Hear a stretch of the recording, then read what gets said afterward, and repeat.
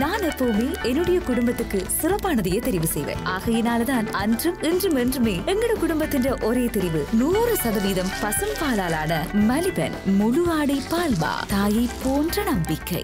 அனைத்து ஊடகவியலாளர்களுக்கும் வணக்கம். இன்றைய தினம் இந்த விசேட ஊடகவியலாளர் சந்திப்பினுடைய பிரதான நோக்கம் இலங்கை ஜனாதிபதி தேர்தல் 2019 தேர்தலிலே நான் ஒரு வேட்பாளராக ஏன் களமிறங்க வேண்டி வந்தது என்ற விடயங்களையும், நான் ஒரு சுயேட்சை வேட்பாளராக களமிறங்கி இருக்கின்றேன். குறிப்பாக தமிழ் தேசிய இனத்தின் மறுமலர்ச்சிக்கான மக்கள் சக்தி என்ற வேலை திட்டத்தின் கீழ் தமிழ் மக்களின் பொது வேட்பாளராக நான் களமிறங்கி இருக்கின்றேன். இதனுடைய பின்னணிகளை பற்றி நான் மிகவும் சுருக்கமாக குறிப்பிட விரும்புகின்றேன். என்னுடைய கருத்துக்கள் முடிவடைந்ததை தொடர்ந்து வடக்கு மாகாண சபையினுடைய முன்னாள் அமைச்சர் திருமதி அனந்தசேகரன் அவர்கள் கருத்துக்களை கூறுவார். அதன் பின்னர் உங்களுடைய கேள்விகளை நீங்கள் தொடுக்கலாம். நாங்கள் உங்களுடைய கேள்விகளுக்கு பதில் கூற ஆயத்தமாக இருக்கின்றோம். இதிலே குறிப்பாக இந்த 2019 தேர்தல் என்பது இலங்கையினுடைய நிறைவேற்று ஜனாதிபதி முறை உருவாக்கப்பட்டு 1978 ஆண்டு செப்டம்பர் மாதம் 7ஆம் தேதி அன்றைய பிரதமர் அன்றைய ஜனாதிபதி ஜே.ஆர். ஜெயவர்தனாவால் அது கொண்டு வரப்பட்டதன் பின்னர் முதலாவது பதவிக்காலம் முடிவடைந்ததை தொடர்ந்து 2வது பதவிக்காலம் தேர்தல் மூலம் நடைபெறும் என்று 82ஆம் ஆண்டு முதலாவது தேர்தல் நடைபெற்றது. அந்த தேர்தலிலே கூட அன்றைய ஜனாதிபதி ஜே.ஆர். ஜெயவர்தனாவை வெற்றி பெறச் செய்வதற்காக தமிழர் விடுதலை கூட்டணி பேரம் பேசிக் கொண்டிருந்த காரணத்தால், இன்றைக்கு தமிழ் தேசிய கூட்டமைப்பு பேரம் பேசுகின்றது போல காலத்தை நீடிப்பது போல அன்று பேசிக் கொண்டிருந்த காரணத்தால் பகிஷ்கரிப்பு தீர்மானத்தை எடுத்தது. அந்த நேரத்திலே அந்த கட்சியினுடைய தமிழர் விடுதலை கூட்டணியினுடைய பொதுக்குழு உறுப்பினராக, தமிழ் இளைஞர் பேரவையினுடைய மத்திய குழு உறுப்பினராக இருந்த நான் மிக கடுமையாக நாங்கள் எதிர்த்தோம். ஆனால் ஜனநாயகத்திலே அவர்கள் தலைவர்களுடைய கோரிக்கைக்கு இணங்க வாக்குகள் அதிகம் பெற்று பகிஷ்கரிப்பு தீர்மானம் பெருமளவு வாக்குகளினால் நிறைவேறியது. ஆனால் நாங்கள் அதை நிராகரித்து நான் தேர்தலிலே போட்டியிட்டவரை ஆதரித்தேன். அது 3 வாக்குகளையும் ஜே.ஆர். ஜெயவர்தனாவுக்கு எதிராக பிரயோகிக்க வேண்டும் என்று நான் அந்த தேர்தலிலே வாக்களித்திருந்தேன். இது ஒரு விடயம். அந்த தேர்தலிலே யாழ்ப்பாண மாவட்ட மக்கள் நல்ல ஒரு பாடத்தை புகட்டினார்கள் அந்த ஜனாதிபதிக்கு. முதலாவதாக மாமனிதர் குமார் பொன்னம்பலம் அவர்கள் யாழ்ப்பாண மாவட்டத்திலே அகில இலங்கை தமிழ் காங்கிரஸ் கட்சி சார்பிலே ஜனாதிபதி தேர்தலில் போட்டியிட்டு முதலாவதாக வந்தார். 2வதாக திருமதி ஸ்ரீமாவ பண்டாரநாயக்கா அவர்களுடைய ஸ்ரீலங்கா சுதந்திர கட்சி, திருமதி ஸ்ரீமாவ பண்டாரநாயக்காவின் குடியுரிமை பறிக்கப்பட்டிருந்த காரணத்தால் அவர் தேர்தலிலே போட்டியிடாத சூழ்நிலையிலே கொப்பேக்கடுவ அவர்கள், ஹெக்டர் கொப்பேக்கடுவ அவர்கள் வேட்பாளராக நிறுத்தப்பட்டு அவர் 2வது இடத்தை பெற்றார். அதுக்கு மிக பிரதான காரணம் திருமதி ஸ்ரீமாவ பண்டாரநாயக்க ஆட்சி காலத்திலே இருந்த பொருளாதார கொள்கை. வெங்காயம், பச்சை மிளகாய்க்கு மிகப்பெரிய அளவிலே விற்று வடபகுதி விவசாயிகள் மிகப்பெரிய ஒரு லாபத்தை ஈட்டிய காரணத்தால் ஹெக்டர் கொப்பேக்கடுவைக்கு 2வதும், அதே போல் ஜே.ஆர். ஜெயவர்தனாவால் 3வது இடத்தை தான் பெற முடிந்தது. அதே போல் மாமனிதர் குமார் பொன்னம்பலம் அவர்கள் இலங்கை பூராகவும் 1,73,000 வாக்குகளை பெற்றார். அன்று மாமனிதர் குமார் பொன்னம்பலம் வாக்குகளை பிரிப்பதாக, போட்டியிடுவதற்காக அல்லது பணத்தை வாங்கி கொண்டு கேட்பதாக பெரிய அளவிலே யாரும் சொல்லவில்லை. என்றால் அவர் கோடீஸ்வரன் என்றபடியால் பணத்தை சொல்லவில்லை போலும். நாங்கள் பிச்சாண்டிகள் என்றபடியால் எங்கள் மீது பணம் குற்றச்சாட்டு வருகின்றது. சில பேருக்கு தெரியும், கோடீஸ்வரன் பேர் அவர் பிச்சாண்டியாக இருப்பார், சிலர் பிச்சாண்டி என்று பேர் இருக்கும், அவர் கோடீஸ்வரராக இருப்பார். இதைத்தான் நான் சொல்ல முடியும். ஆகவே 2வது தேர்தலை பார்த்தோமாக இருந்தால், இந்திய இலங்கை ஒப்பந்தத்தை தொடர்ந்து 87ஆம் ஆண்டிலே அதை தீவிரமாக எதிர்த்த அமரர் பிரேமதாசா அவர்கள், சஜித் பிரேமதாசாவுடைய தந்தை, ஐக்கிய தேசிய கட்சியினுடைய வேட்பாளராகவும், அதே போல ஸ்ரீலங்கா சுதந்திர கட்சியினுடைய வேட்பாளராக 7 ஆண்டுகள் பதவி பறிக்கப்பட்டதன், குடியுரிமை பறிக்கப்பட்டதை தொடர்ந்து திருமதி ஸ்ரீமாவ பண்டாரநாயக்கா ஜனாதிபதி தேர்தலில் போட்டியிட்டார். அப்பொழுதுதான் இலங்கை இந்திய ஒப்பந்தத்தை தொடர்ந்து பல தமிழ் ஆயுத போராட்ட இயக்கங்கள் அரசியல் கட்சிகளாக பிரவேசித்திருந்த சூழ்நிலையிலே நான் சார்ந்திருந்த டெலோ இயக்கம் அப்பொழுது இந்த பிரதான 2 பேரையும் ஆதரிக்காமல் ஓசி அபயகுணசேகர அவர்களை நாங்கள் ஆதரித்திருந்தோம், கண் சின்னத்திலே ஆதரித்திருந்தோம். அந்த தேர்தலில் பிரேமதாசா அவர்கள் வெற்றியிட்டிருந்தார். அதேபோல மாமனிதர் குமார் பொன்னம்பலத்தினுடைய கட்சியினர் நேரடியாக தேர்தல் பிரச்சாரத்திலே திருமதி ஸ்ரீமா பண்டாரநாயக்காவை ஆதரித்து தீவிரமாக திரு அமரர் குமார் பொன்னம்பலம் அவர்களும் என்னுடைய தாய்மாமனான அமரர் மோதிலால் நேருவும் தீவிர பிரச்சாரத்தில் ஈடுபட்ட பொழுது திருமதி ஸ்ரீமா பண்டாரநாயக்கா சொன்னார் அவர்கள், என்னுடைய ஒரு மகன் கழுப்புத்தா கருத்த மகன், இன்னொருவர் வெள்ளை மகன் என்னோடு நிற்கிறார்கள் தமிழ் மக்களுடைய. இதுக்கு மேலதிகமாக ஸ்ரீமதி ஸ்ரீமா பண்டாரநாயக்காவுடைய கட்சியினர் விடுதலை புலிகளுடன் வன்னியிலே வந்து பேச்சுவார்த்தை நடத்தி அதிலே பின்னாளிலே பாதுகாப்பு பிரதி அமைச்சராக வந்தவர் இங்கே வந்து திரு தமிழ்ச்செல்வனை, அந்த நேரத்தில் அவருடைய பெயர் தினேஷ், பூவரசங்குளத்துக்கு அருகாமையிலே இருக்கக்கூடிய பகுதியிலே வந்து சென்று சந்தித்தவர் திருமதி ஸ்ரீமா பண்டாரநாயக்கா அவனுடைய தாய் மாமனான இந்த ரத்வத்தை அவர்கள், அனுருத்த ரத்வத்தை அவர்கள். அந்த வருகின்ற வழியை எந்த மாதிரி வன்னிகளிலே நுழைய வேண்டும் என்பதை அமரர் குமார் பொன்னம்பலத்துக்கும் அமரர் மோதிலால் நேருவுக்கும் நான் தெளிவான ஒரு வழிகாட்டலை வழங்கி அந்த திட்டம் எந்த இலங்கை இந்திய இராணுவத்தினுடைய பிடிக்குள்ள இல்லாமல் அந்த சந்திப்பு வெற்றிகரமாக நடந்தது. அதுதான் சிலர் சொன்னார்கள் அண்டர் த கல்வெர்ட், மதகுக்கு கீழே நடைபெற்ற சந்திப்பு என்று வர்ணித்திருந்தார். இது 88ஆம் ஆண்டு தேர்தல். 94ஆம் ஆண்டிலே திருமதி சந்திரிகா பண்டாரநாயக்கா அவர்கள் ஜனாதிபதி தேர்தலிலே வேட்பாளராக முதலமைச்சராக இருந்து பிரதமராக இருந்து ஜனாதிபதி தேர்தலில் களமிறங்கிய பொழுது ஏறக்குறைய அத்தனை தமிழ் கட்சிகளும் சந்திரிகா பண்டாரநாயக்காவை ஆதரித்தன. தமிழ் மக்களிலே பெரும்பாலானவர்கள் நல்லூரிலே சந்திரிகா வளையல், சந்திரிகா பொட்டு என்று பிரபலமாக இருந்த பொழுது நான் சார்ந்திருக்கக்கூடிய, நான் எப்பொழுது கட்சியினுடைய பொதுச் செயலாளர், டெலோவினுடைய பொதுச் செயலாளர், நாங்கள் அந்த தேர்தலிலே இலங்கை இந்திய ஒப்பந்தத்தை ஆதரித்த திரு காமினி திசாநாயக்காவை ஆதரிப்பது என்ற தீர்மானத்துக்கு வந்திருந்தோம். அவர் சமஷ்டிக்கான அத்தனை விடயங்களையும் தன்னுடைய தேர்தல் அறிக்கையிலே குறிப்பிட்டிருந்தார். தேர்தலுக்கு முதல் எங்களுடன் பல சுற்று பேச்சு நடத்தினார். ஆனால் அவர் மீதும் ஒரு பாரிய குற்றச்சாட்டு இருந்தது.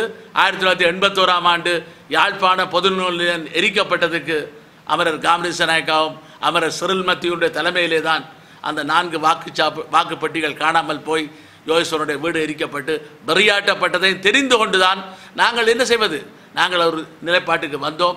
ஆனால் அமரர் காமினி திசாநாயக்கா தமிழக விடுதலை புலிகளுடைய குண்டுவெடிப்பிலே தற்கொலைப்பட தாக்குதலில் கொல்லப்பட்டார். அதைத் தொடர்ந்து அவருடைய மனைவியார் இப்பொழுது அமரராகிவிட்டார் ஸ்ரீமா திசாநாயக்கா அவர்கள் போட்டியிட்ட பொழுது 100% சந்திரிகா வெற்றி என்று தெரிந்து கொண்டும் நாங்கள் கடைசி வரை நாங்கள் நின்றோம். திருமதி ஸ்ரீமா பண்டாரநாயக்கா நாட்டின் தலைவியானார். ஆனால் அவர் வருகின்ற பொழுது தீர்வு திட்டத்தை சொன்னார், செய்வேன் என்றார். ஆனால் இறுதியிலே 99ஆம் ஆண்டு தேர்தலையும் சந்திக்க வேண்டி ஏற்பட்டது. அந்த 99ஆம் ஆண்டு தேர்தலிலும் ஐக்கிய தேசிய கட்சி சார்பிலே முதல் தடவையாக திரு ரணில் விக்ரமசிங்க களமிறங்கினார். திருமதி சந்திரிகா பண்டாரநாயக்கா குமாரதுங்க எதிர்த்து அதிலே தான் இறுதி நாள் பிரச்சார கூட்டத்திலே விடுதலை புலிகளுடைய தாக்குதலிலே ஒரு கண்பறை போய் அனுதாப வாக்குகளினால் திருமதி சந்திரிகா பண்டாரநாயக்கா வெற்றி பெற்றார். இது 99. 2005 தேர்தலிலே நாங்கள் பார்ப்போமாக இருந்தால் விடுதலை புலிகளுடைய காலகட்டம். அப்பொழுது பிரதான கட்சிகள் இரண்டுமே எங்களை ஏறெடுத்து பார்க்காமல் தங்களுடைய வழியிலே நாங்கள் வர வேண்டும் என்று எதிர்பார்த்த பொழுதுதான் 22 பாராளுமன்ற உறுப்பினர்களை கொண்ட தமிழ் தேசிய கூட்டமைப்பு தமிழீழ விடுதலை புலிகளால் வன்னிக்கு அழைக்கப்பட்டு பேச்சுவார்த்தைகள் நடத்தப்பட்டது. அதை பற்றி நான் விரிவாக சொல்ல வேண்டிய அவசியமில்லை. ஆனால் புலிகளை உடைத்தது நாங்கள் தான் என்ற ஐக்கிய தேசிய கட்சி மாறுதட்டுகின்ற காரணத்தால் காமினி திசாநாயக்கா, அமரர் காமினி திசாநாயக்காவுடைய மகன் நளின் திசாநாயக்கா, அதே போல் முன்னாள் அமைச்சராக இருந்த மிலிந்த மொரோட ஆகியோர் குற்றஞ்சாட்டியதாகவும் அந்த வீடியோ ஆடியோ பதிவுகள் தங்களிடம் இருப்பதாகவும் திரு அமரர் தமிழ்ச்செல்வன் எங்களிடம் தெரிவித்த பொழுது ஒரு சில பாராளுமன்ற உறுப்பினர்கள் நாங்கள் பார்க்க வேண்டும் என்ற பொழுது நான் அதை இங்கே எடுப்பிப்பேன், எங்களிடமிருந்து ஊடகவியலாளர் ஊடாக நாங்கள் பெற்றிருக்கிறோம், உங்களுக்கு வேண்டுமென்றால் மொழிபெயர்ப்பாளரே நான் தெரிவித்து தருகின்றேன் என்று பார்த்துவிட்டு தான் சொன்னார். ஏன் இங்கே சிவாஜிலிங்கம் அண்ணன் இருக்கிறார், ரவிராஜ் அண்ணன் இருக்கிறார், அவர்கள் மொழிபெயர்ப்பார்களார். இதன் பின்னர் நடைபெற்ற இறுதி கலந்துரையாடலிலே திரு அமரர் தமிழ்ச்செல்வன் ஒன்றுக்கு இணங்கினார். ஒரு ஐக்கிய தேசிய கட்சிக்கு ஒரு சந்தர்ப்பம் கொடுக்க முடியும், அந்த செய்தியை யார் சொல்வார்கள் என்ற எல்லாரும் மௌனமாக இருந்த பொழுது அந்த பொறுப்பை நான் ஏற்றுக்கொண்டேன். அந்த செய்தியை நான் எடுத்து சென்று பாராளுமன்ற கட்டிடத்திலே இருக்கக்கூடிய 3வது மாடியிலே இருக்கக்கூடிய எதிர்க்கட்சி அலுவலகத்திலே விசேட ரணில் விக்ரமசிங்காவுடைய விசேட செயலாளரிடம் அந்த செய்தியை வழங்கியிருந்தேன். பல சிரேஷ்ட தலைவரிடம் வழங்கியிருந்தோம்.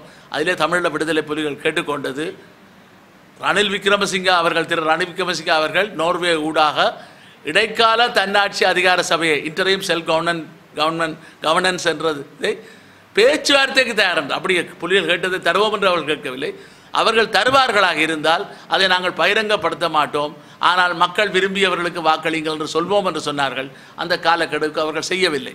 ஆனால் தேர்தல் முடிவடைந்து 1,70,000 வாக்குகளால் வடக்கு கிழக்கிலே பெரிய அளவு பகிஷ்கரிப்பு நடந்து மஹிந்த ராஜபக்ச ஜனாதிபதியாக வெற்றி பெற்ற பின்னர் பாராளுமன்றத்துக்குள்ளே திரு ரணில் விக்ரமசிங்க தனிமையாக இருந்த பொழுது நான் உங்களிடம் பேச வேண்டும் என்று கேட்டு பேசிய பொழுதுதான், ஏன் நீங்கள் இந்த செய்தியை உங்களுக்கு கிடைத்ததா ஆராய்ந்தீர்களா என்ற பொழுது, கிடைத்தது, நாங்கள் ஆராய்ந்தோம். என்னுடைய தவிசாளர் திரு மலிக் சமரவிக்ரம போன்றவர்கள் அதை வேண்டாம் என்று சொன்னார்கள். அதனால் தான் நான் பதில் சொல்லவில்லை. இப்பொழுது நான் யோசிக்கின்றேன் அப்படி செய்திருக்கலாம் என்று. நான் சொன்னேன், இப்பொழுது என்ன எல்லாம் முடிந்து விட்டது, இனிமேல் என்ன செய்ய. ஆகவே விடுதலை புலிகள் காசை வாங்கி கொண்டு செய்தார்கள். அவ்வாறு ஒரு கடிதத்தை இவர் வழங்கி இருந்தால் அதன் பின்னர் பேசுகின்ற பொழுது விடுதலை புலிகள் 100% கேட்டால் இவர் சொல்வார், நான் சொல்லலாம் 35% தான் தருவேன் என்று. இறுதியிலே ஒரு கணக்கத்தில் 45-50% வரும். அவர் விடுதலை புலிகள் தயாராக இருந்தார்கள். ஒரு பகிஷ்கரிப்பை நடத்தி மஹிந்த ராஜபக்சவை வெற்றி பெற வேண்டும் என்பதில் விடுதலை புலிகளுடைய நிலைப்பாடு. ஆகவே அதை பலர் புரிந்து கொள்ள வேண்டும் என்பதற்காக இந்த இடத்துல நான் குறிப்பிடுகின்றேன். இது ஓராண்டாக சிங்கள தமிழ் ஊடகங்களில் சொன்ன பொழுதும் தொடர்ந்தும் சரி என்ற காரணத்தால் தான் பிரதமர் கௌரவ ரணில் விக்ரமசிங்க அவர்கள் மௌனம் சாத்தி வருகின்றார் என்றால் சொல்ல முடியாது. இதுதான் நிலைமை. இது 2005 தேர்தல். 2010 ஆண்டு தேர்தலிலே போர் முடிவடைந்த தொடர்ந்து தமிழ் தேசிய கூட்டமைப்பு ஒரு பேச்சுவார்த்தைகளை நடத்திய பொழுது ஆரம்பத்திலே நாங்கள் சொன்னோம், தமிழ் தேசிய கூட்டமைப்பு ஒரு வேட்பாளரை நிறுத்துவோம், சம்பந்தர் ஐயா அவர்களே நீங்களே போட்டியிடுங்கள், அல்லது நாங்கள் இப்பொழுது சிறையிலே இருந்து கொண்டிருக்கிற ஒரு பாராளுமன்ற உறுப்பினர் திரு கனகரத்தினம் 4வது மாடியில் இருக்கார், அவரை நிறுத்துவோம், அல்லது பாதிக்கப்பட்டவர்களை, அல்லது 3 லட்சம் மக்கள் முட்கம்பிகளே இருக்கிறார்கள், அந்த முட்கம்பியிலே இருக்கக்கூடிய ஒருவரை நாங்கள் வேட்பாளராக நிறுத்துவோம், உலகத்துக்கு தெரியட்டும் என்று சொல்ல. இல்லை அப்படி கஷ்டம் என்றால் தென்னிலங்கையில் இருக்கக்கூடிய முற்போக்கு சக்திகள் டாக்டர் விக்ரம கருணாரட்ன போன்றவர்களை நாங்கள் ஆதரிப்போம். ஆனால் சம்பந்தன் ஐயா அவர்கள் ஏற்றுக்கொள்ளவில்லை. கூட்டத்துக்கான தேதியை பின்போட்டார். எப்பொழுது கூட்டம் என்று கேட்ட பொழுது 2009 ஆண்டு டிசம்பர் 17 நியமன பத்திர நாள், 13 கூடினோம். அடுத்த கூட்டத்தை 20 கூட்டதாக சொன்ன பொழுது தான் நான் சொன்னேன், எல்லாம் குதிரை போன பிறகு லாயத்தை போட்டி என்ன செய்கிறது ஐயா, அப்படி என்றால் நான் ஒருவரும் இல்லை என்றால் நான் களத்தில் இறங்குவேன் என்று சொல்லி நான் நியமன பத்திரத்தை தாக்கல் செய்தேன். பின்னர் அதை பற்றி ஆராய்ந்த பொழுது 18 பேர் நாங்கள் அந்த பாராளுமன்ற உறுப்பினர்கள் ஜனவரி 6 அந்த கூட்டத்திலே 2010 ஆண்டு கலந்து கொண்டோம். ஜனவரி 26 தான் ஜனாதிபதி தேர்தல். அன்றைய தினம் பலத்த வாத பிரதிவாதங்களுக்கு மத்தியிலே நான் சொன்னேன், 2 போர்க்குற்றவாளிகளை மேற்கொள்ள முடியாது, நான் சிவாஜிலிங்கம், நான் எம்ஜிஆர் அல்ல, எனக்கு 10,000மோ 5,000மோ ஒரு வாக்கு கிடைத்தாலும், என்னுடைய வாக்கு நிச்சயமாக கிடைத்தாலும் நான் என்னுடைய உறுதியாக இருக்கின்றேன் என்ற செய்தியை நான் சொல்லியிருந்தேன். அப்பொழுதுதான் வாக்கெடுப்பு நடத்தப்பட்டு சரத் பொன்சா மஹிந்த ராஜபக்சவை ஆதரிக்கக்கூடாது என்று 18 பேரும் ஒருமனதாக தீர்மானித்தோம். சரத் பொன்சாவை ஆதரிக்க வேண்டும் கூடாது என்று நான் சொன்ன பிரேரணை ஆராயப்பட்ட பொழுது 10 பேர் ஒவ்வொருவராக கருத்து கேட்கப்பட்டது.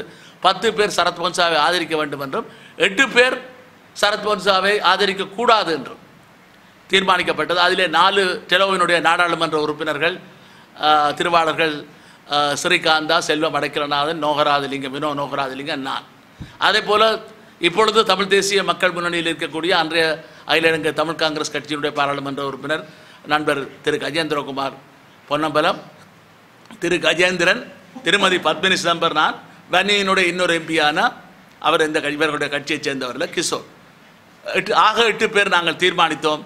ஆனால் நடந்தது என்ன, அடுத்த நாள் அன்று நான் இரவு ஊடகங்களுக்கு தெரிவித்ததன் பின்னர் அடுத்த நாள் அப்பொழுது நான் சம்பந்தரையாக சொல்லிவிட்டு புறப்பட்டேன், ஐயா என்ன இருந்தாலும் 22 நீங்கள் அறுதி பெரும்பான்மை பெறவில்லை என்றால் என்ன அர்த்தம், 12 பேர் இருந்தால் தான் பெரும்பான்மை, 11 என்றால் சமசமம். ஆனால் அடுத்த நாள் சம்பந்தரையா தன்னுடைய சாணக்கியத்தை நிரூபித்தார். பத்திரிகையாளர்கள் என்ன கேட்டார்கள், நீங்கள் சொன்னீர்கள் 13 பேருடன் பாராளுமன்றத்துக்குள்ளே ஊடகவியலாளர் சந்திப்பு நடந்து கொண்டிருக்கிறது, சரத் பொன்சாவை ஆதரித்து பாருங்கள் டிவியை போட்டென்றார்கள். நான் டிவியை போட்டு பார்த்தேன், அங்கே 13 பேர் இருந்தார்கள். எங்களுடைய கட்சியினுடைய தலைவர் செல்வம் அடைக்கலநாதன், நண்பர் கஜேந்திரகுமார் பொன்னம்பலம், சகோதரி திருமதி பத்மினி சிதம்பரம் ஆகிய 3 இருந்தார்கள். 13 பேர் அங்கே இருந்து பத்திரிகையாளர் நடத்தி கொண்டிருந்தார்கள். நான் இன்றைக்கு தேர்தலை பகிஷ்கரிக்க வேண்டும் என்ற கொள்கையை வைத்துக் கொண்டிருக்கிற நண்பர் கஜேந்திரகுமார் அவர்களை நான் மிக பணிவாக கேட்பது, உங்களுடைய கொள்கையை மறுபரிசீலனை செய்யுங்கள். அப்படி இல்லை என்றால் 2010 நீங்கள் ஏன் தேர்தலிலே ஆதரவை தெரிவித்தீர்கள்? அப்படி என்றால் திரு சரத் பொன்சேகா உங்களுக்கு தமிழ் தேசத்தை தருவார் என்று சொன்னாரா? திருமதி பத்மினி சம்பர்னான் யாழ்ப்பாணத்திலே சங்கிலியன் தோப்பிலே, இப்பொழுது இருக்கக்கூடிய சங்கிலியன் தோப்பெல்லாம் அந்த மந்திரிமனை இருந்த இடத்திலே தேர்தல் பிரச்சார கூட்டம் நடைபெற்ற பொழுது மேடையிலே சரத் பொன்சேகா ஆதரவாக பிரச்சாரம் செய்தவர். இது வரலாறு. ஆகவே இதுதான் 2010. 2015 மஹிந்த ராஜபக்சவை பெரிய போர்க்குற்றவாளி, இவ்வளவு கொடுமைகளை செய்துவிட்டார், வீட்டுக்கு அனுப்ப வேண்டும் என்று எல்லாரும் நின்ற பொழுது நாங்கள் அதை குழப்ப விரும்பவில்லை. சரி, இடம் கொடுப்போம். ஆனால் தமிழ் கட்சி டெலோவினுடைய மன்னிக்க வேண்டும், தமிழ் தேசிய கூட்டமைப்புடைய பாராளுமன்ற உறுப்பினர்களுக்கும் வடக்கு கிழக்கு மாகாண சபை உறுப்பினர்கள் கிழக்கு மாகாணத்துக்கு தனியாக நடத்தப்பட்டது, வடக்குக்கு தனியாக நடத்தப்பட்ட பொழுது நான் தெளிவாக சொன்னேன், திரு மைத்திரிபால சிறிசேனா முதுகெலும்பில்லாதவர், அமைச்சராக இருந்து பல சேவைகளை செய்ய மறுத்தவர். வடக்கிலே ஒரு கட்டத்திலே நான் எந்த பதவியிலும் இல்லாத பொழுது 34 வைத்தியசாலைகள் மூடப்படும் என்ற பொழுது அபாயத்தை கேட்ட பொழுது கூட என்னை மிக நல்லாக உபசரித்தார். ஆனால் இது செய்யவில்லை.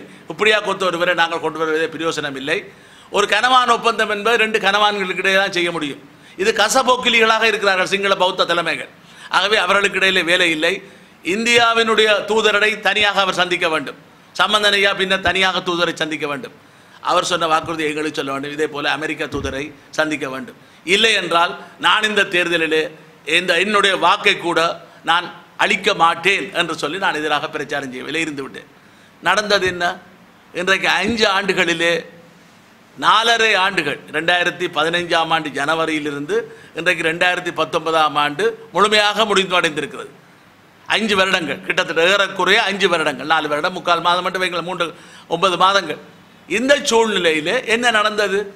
ஒரு சில முன்னேற்றங்கள் ஏற்பட்டிருந்தாலும் கூட இன்றைக்கு 94 அரசியல் கைதிகள் விடுவிக்கப்படவில்லை. கட்டாயமாக காணாமல் போக செய்யப்பட்டவருடைய பிரச்சனைக்கு மிகவும் ஏளனமாக எள்ளி நகையாடுகின்ற விதத்தில் இவர்கள் சொல்லிக் கொண்டிருக்கிறார்கள். 1000 நாளுக்கு நெருங்கி கொண்டிருக்கிறது. அவர்கள் வீதிகளிலே போராடி கொண்டிருக்கிறார்கள். நாங்கள் ஜெனீவாவிலே சென்று தொடர்ச்சியாக போராடி கொண்டிருக்கிறோம். ஆனால் இன்றைக்கு சர்வதேச ரீதியாக விசாரணை தேவை என்று கேட்ட பொழுது உள்நாட்டு பொறிமுறையுடன் ஒரு விசாரணை என்று சொன்னவர்கள் அக்டோபர் மாதம் 1ஆம் தேதி 2015 ஒப்புக்கொண்டவர்கள் இலங்கை அரசு. இன்றைக்கு 2019 அக்டோபர் 1ஆம் தேதி முடிவடைந்து விட்டது. எந்த விசாரணையும் இல்லை. கட்டாயமாக காணாமல் போச்சவர்களுக்கு முடிவில்லை. அரசியல் கைதிகள் விடுதலை இல்லை. பயங்கரவாத தடைச்சட்டம் மீளப்பெறப்படவில்லை. படையினருடைய ஆக்கிரமிப்பில் இருக்கக்கூடிய காணிகள் விடுவிக்கப்படவில்லை. அரசியல் தீர்வு இன்றைக்கு ஒரு தமாசாக முடிவடைந்திருக்கிறது. ஒரு கேளிக்கை போல இலங்கையினுடைய வரலாற்றிலே 72வது சுதந்திர தினத்தை அடுத்த வருடம் கொண்டாட இருக்கின்றார்கள். அந்த நேரத்திலே ஸ்ரீலங்கா சுதந்திர கட்சி நீல கட்சியும் ஐக்கிய தேசிய கட்சியும் சேர்ந்து 2 பிரதான கட்சிகள் சேர்ந்து ஒரு தீர்வை கொண்டு வருவார்கள் என்று நம்பிய பொழுது எதுவுமே இல்லாமல் போக செய்யப்பட்ட நிலைமையிலே இப்பொழுது ஐக்கிய தேசிய கட்சியினுடைய இன்றைய பிரதமர் சொல்கிறார், நாங்கள் தீர்வை காண்போம் என்று. இது எவ்வாறு சாத்தியம் என்று எங்களுக்கு தெரியவில்லை. நான் சிங்கள ஊடகவியலாளர்கள் கேட்ட பொழுது நான் வெளியிலே சொன்னேன், ஏன் நீங்கள் கருத்த சண்டை அணிந்திருக்கிறீர்கள் என்று. நான் சொன்னேன், நீலத்தையும் பச்சையும் கலந்தால் எங்களுக்கு நல்லது கிடைக்கும் என்று நினைத்தோம். எங்களுக்கு கிடைத்தது கருப்பு. நீலத்தையும் பச்சையும் கலந்தால் கருப்பு தான் கிடைக்கும். எங்களுக்கு கிடைத்த வெறுமையும் கருப்பும் ஏமாற்றமும் விரக்தியும் தான் கிடைத்திருக்கிறது. ஆகவே இது அடையாளமாக வைத்திருக்கோம். இதுதான் இன்றைய நிலைமை. இந்த சூழ்நிலையிலே தான் ஒரு வேட்பாளர்களாக போட்டியிடுபவர்கள் இனப்பிரச்சனைக்கு தீர்வை, நிரந்தர தீர்வை இந்த தேர்தலில் சொல்வார்கள், காண்பார்கள் என்றால் சொல்பவரும் இருக்க வேண்டிய இடம் அங்கோட பைத்தியக்கார ஆஸ்பத்திரி. நாங்கள் கேட்கிறார்களும் அங்கோட பைத்தியக்கார ஆஸ்பத்திரியில் இருக்கணும். ஆக குறைந்தது நடந்து கொண்டிருக்கிற அநியாயங்களை தடுத்து நிறுத்தக்கூடிய விதத்திலே ஆவது ஒரு தீர்வை இவர்கள் பிரதான வேட்பாளர்கள் சொல்வார்களா? இதே போல் நான் ஏற்கனவே ஜேவிபியினுடைய தலைமைச் செயலகத்துக்கு சென்று திரு அனுராத் குமார் திசாநாயக்காவை சந்திக்க எடுத்த முயற்சி அவர் வேறு மாவட்டங்களிலே பிரச்சாரத்திலே இருந்த காரணத்தால் முக்கிய மற்ற தலைவரை நான் சந்தித்திருந்தேன். ஆகவே இவ்வாறான சூழ்நிலையிலும் கூட அவர்களும் எதுவுமே செய்வ ஆயத்தமாக இல்லை என்பது தெரிந்தது. நான் தனியை சந்தித்தாலும் உத்தியோகபூர்வமாக பின்னர் சந்திக்க முடியும். விஜித ஹேரத் அவர்களை சந்தித்திருந்தேன். ஆகவே இப்பொழுது நாங்கள் கேட்க விரும்புவதெல்லாம் ஒரு பொது வேட்பாளரை நிறுத்த வேண்டும் என்று தமிழ் மக்கள் பேரவையும் ஊடக பத்தி எழுத்தாளர்கள் தமிழ் மக்கள் மத்தியில் கருத்துருவாக்கம் உருவாகியது. அப்படி என்றால் ஏன் ஒரு பொது வேட்பாளர் நிறுத்தப்படுவதென்றால் அப்படின்னா ஒரு வாக்கு உடைப்பதற்காக நிறுத்த முயற்சித்தீர்கள் இல்லையே. பிரதான வேட்பாளர்கள் இருவரும் தாங்கள் ஒன்றும் சொல்ல மாட்டோம் சிங்கள பௌத்தம் என்று சொல்கின்ற பொழுது நாங்கள் எங்களுடைய ஆட்கள் பின்னாலே வாலாட்டி கொண்டு வந்து நாய்களுக்கு பிஸ்கட் போடுவது போல எலும்பு துண்டுகளை போடுவது போல இறைச்சி துண்டுகளை போடுவதை போல வருவார்கள் வாக்களிப்பார்கள் என்று இருக்கிறார்கள். எங்களுக்கு எந்த விதமான உத்தரவாதத்தையும் வழங்க அவர்கள் தயாராக இல்லை. இந்த நேரத்திலே தான் இப்பொழுது யாழ்ப்பாண பல்கலைக்கழக மாணவர்கள் பல தமிழ் தேசிய அரசியல் கட்சிகளோடு சேர்ந்து ஒரு இணக்கப்பாட்டை முன்வைப்பதற்கான முயற்சிகளை எடுக்கிறார்கள். நான் அந்த முடிவுகளை நான் வரவேற்கின்றேன். நிச்சயமாக அவ்வாறான ஒரு முடிவு எடுக்கப்பட்டு அது பிரதான கட்சிகளிடம் வைக்கப்படுமாக இருந்தால் அவர்கள் அதை ஏற்றுக்கொள்வார்களாக இருந்தால் நான் போட்டியிலிருந்து வெளியேறுவதற்கு வாபஸ் வருவதை பகிரங்கமாக ஊடகங்கள் வாயிலாக அறிவித்துவிட்டு எந்த பிரச்சார நடவடிக்கைகளும் இல்லாமல் ஒதுங்கிக் கொள்ள தயாராக இருக்கின்றேன். ஒருவேளை நீங்கள் கேட்கலாம், 2 பிரதான வேட்பாளர்களும் சம்மதித்தால் என்ன செய்ய போகின்றீர்கள்? அப்படி என்றால் 2 பேருடைய தகுதி தராதரங்கள் பின்னணிகள் ஆராயப்படும். அதிலே திரு கோத்தபாய ராஜபக்ச அவர்கள் அவர் இனப்படுகொலைக்கும் தமிழ் மக்களுடைய போர்க்குற்றங்களுக்கும் பிரதான குற்றவாளி. ஆகவே அதே போல மஹிந்த ராஜபக்ச எவ்வாறு போர்க்குற்றவாளியோ அதே போல கோத்தபாய ராஜபக்ச எப்படி போர்க்குற்றவாளியோ அதே போல ஏற்கனவே முன்னாள் இராணுவ தளபதி சரத் பொன்சேகா எவ்வாறு போர்க்குற்றவாளியோ அதே போலத்தான் இன்றைய ஜனாதிபதி மைத்ரிபால சிறிசேன உட்பட பலரும் போர்க்குற்றவாளிகள். ஏன் ஐக்கிய தேசிய கட்சியினுடைய இன்றைய பிரதமர் ரணில் விக்ரமசிங்க உட்பட பலரும் எங்களுக்கு மீதான இனப்படுகொலைகள் 1983ஆம் ஆண்டிலே வெலிக்கடை படுகொலை உட்பட தமிழின படுகொலைக்கு இவர்களும் குற்றவாளிகள். ஆகவே குற்றவாளிகளிலே யார் கூட குறை என்று பார்த்து கோத்தபாயவை நாங்கள் இருவரும் ஒப்புக்கொண்டால் ஒப்புக்கொள்ள முடியாத ஒரு சூழ்நிலை இருப்பதை நாங்கள் பகிரங்கமாக நாட்டு மக்களுக்கு சொல்ல விரும்புகிறோம். ஆகவே என்னை பொறுத்தளவிலே இவர்கள் ஏற்றுக்கொள்ளக்கூடிய வாய்ப்பில்லை. ஏனென்றால் அவர்கள் நினைக்கிறார்கள் தமிழர்கள் கிள்ளுக்கீரைகள். 7 தேர்தல்களிலும் நாங்கள் தமிழ் மக்கள் அணிலேற விட்ட நாய்களாகத்தான் இருக்கின்றோம். அந்த அரசியல் தீர்வை நழுவ விட்டு நாக்கை தொங்க போட்டு கொண்டிருப்பது போல இன்னொரு தமிழிலே ஒரு பழமொழி உண்டு. நான் சிங்களத்திலும் அந்த பழமொழியை சொன்னேன். 6 கடக்கும் வரை அண்ணன் தம்பி, 6 கடந்ததன் பின்னர் நீ யாரோ நான் யாரோ என்றுதான் இவர்கள் கேட்கிறார்கள். இதுதான் நிலைமை. இப்பொழுது சொல்லப்படுகிறது சிவாஜிலிங்கம் அனந்தி பணத்தை கேட்டுவிட்டு தேர்தலில் போட்டியிடுகிறார்கள். நாங்கள் கேட்க விரும்புகிறோம். சொல்வார்களே காகத்துக்கு கனவிலே மலன் தின்னுகின்ற நிலை என்று. பலர் ஐயா சிவஞானம் ஐயா கழிச்சிருக்கார். ஐயா சிவஞானம் ஐயா வேணுமென்றால் பகிரங்க விவாதத்துக்கு வரட்டும். நான் ஒன்றை சொல்ல விரும்புகின்றேன். இன்றைக்கு நான் 1973ஆம் ஆண்டிலிருந்து 46 ஆண்டுகள் தமிழீழ விடுதலை இயக்க டெலோவினுடைய பாதையிலே பயணிக்கின்றேன். எங்களுடைய மறைந்த தலைவர்கள் எங்களுடைய டெலோவினுடைய தலைவர்கள் வெலிக்கடையிலே கொல்லப்பட்ட தலைவர்கள் தங்கத்துறை குட்டிமணி, தமிழீழ விடுதலை புலிகளுடைய தலைவர் திரு பிரபாகரன் உட்பட எங்களுடைய டெலோவிலே இருந்த பொழுது 3 பேர் முன்னிலையிலே நாங்கள் 3 பேர் இணைந்து கொண்டோம். என்னுடைய பாடசாலை தோழர்கள் பின்னாளிலே தளபதியாக இருந்த குமரப்பா, அதே போல பிரதி தலைவராக வந்த மாத்தே ஆகிய 3 பேரும் இணைந்தோம்.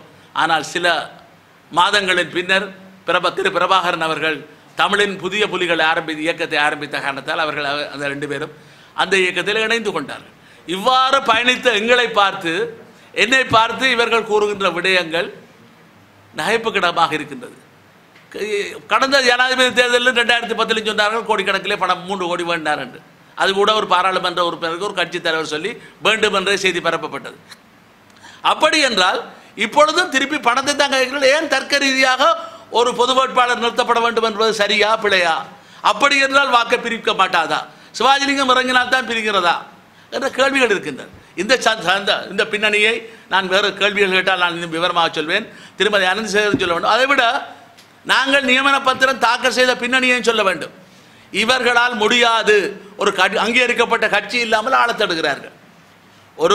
ஒருவர் 35 வயதுக்கு மேற்பட்ட ஒரு ஆணோ பெண்ணோ வேட்பாளராக நிற்க வேண்டுமா இருந்தால் ஒரு அங்கீகரிக்கப்பட்ட அரசியல் கட்சி சார்பில் தான் நிற்க வேண்டும். அந்த கட்சி யாரும் முன் வரவில்லை. திரு சுரேஷ் பரமேஸ்வரனிடம் கட்சி இருக்கிறது. திரு நண்பர் கஜேந்திரகுமார் பொன்னம்பலத்திடம் கட்சி இருக்கிறது. வேறு ஐயா விக்னேஸ்வரன் ஐயாவோட கட்சியும் இல்லை. அவ இவ்வாறு யாரை வைத்து நிறுவ போறார்? நான் கடந்த வாரம் திரு ஆனந்த் சங்கரியா அவருடைய இல்லத்துக்கு சென்று 2 மணி நேரத்துக்கு மேலே பேச்சுவார்த்தை நடத்தியிருந்தேன். நீங்கள் நில்லுங்கள் தமிழகத்தின் சார்பிலே, அல்லது புலம்பெயர் அமைப்புகள் சில பேர் சொல்லியிருக்கார்கள்.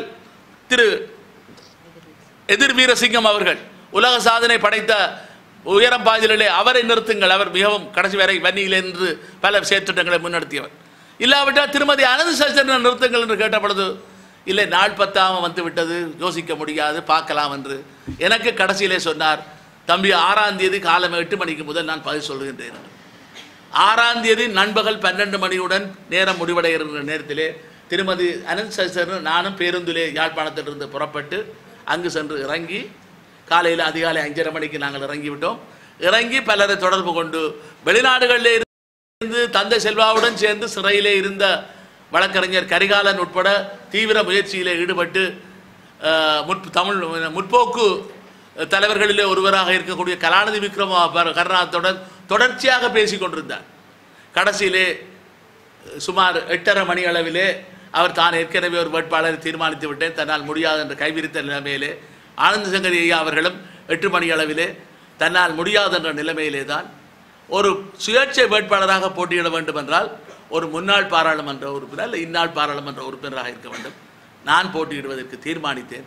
அந்த அடிப்படையிலே தான் திருமதி அனந்த சசிதரன் அவர்கள் எனக்கான கட்டுப்பணத்தை நானும் செலுத்தலாம் அல்லது என் சார்பில் இன்னொருவர் செலுத்தலாம். அவர் செலுத்தி நாங்கள் அந்த வேட்புமனுக்கான பத்திரங்களை பெற்றுக்கொண்ட பொழுது கூட மிகவும் அன்பாக அந்த தேர்தலுக்கு அது பொறுப்பாக இருந்த அதிகாரி அவர் உத்தியோகத்தர் திருமதி அனந்த சசிதரனை அடையாளம் கண்டு, சசிதரன் என்னுடைய நண்பர், நல்லவர், மக்களுடன் மிக அன்பாக தமிழ் சிங்கள முஸ்லீம் மக்களுடன் பழகியவர் என்றெல்லாம் குறிப்பிட்டு, ஆனால் ஒரு பெரிய நடந்து விட்டது, அவருக்கு தெரிஞ்சோ தெரியாமலோ ஒரு சதி ஏற்படுத்தப்பட்டிருந்தது. அது தவறுதலாக சதியாக தெரியவில்லை. நாங்கள் ஒரு சத்திய பிரமாணத்தை கொடுக்க வேண்டும், நாட்டை பிரிக்க மாட்டோம் என்று 6வது திருத்தத்துக்களே அந்த ஃபார்ம் அதிலே வைக்கப்பட்டிருக்கவில்லை. நாங்களும் அதை அவசரத்திலே கொண்டு விட்டோம். எங்களுக்கு தொலைபேசி மூலம் எல்லாருடைய தொல்லைகள் வேறு, பயமுறுத்தல்கள் வேறு. கோத்தாவை பெற்று நீ கரைச்சா உன்னை கொல்லுவோம், சதித்துக்கு போற இருந்த ஓட்டை நீ தடுக்கிறாய், உன்னை கொல்லுவோம் என்று சிங்களத்திலும் தமிழிலும் தூசண வார்த்தைகளாலும் கொட்டி தீர்த்ததை தொடர்ந்து என்னுடைய தொலைபேசியை நான் அணைத்து விட்டேன். நல்ல வேளையாக ஒரு கருத்தை சால்வை செய்வதற்காக முன்னுக்கு இருக்க டெய்லர் கடைக்குள்ளே போன பொழுதுதான்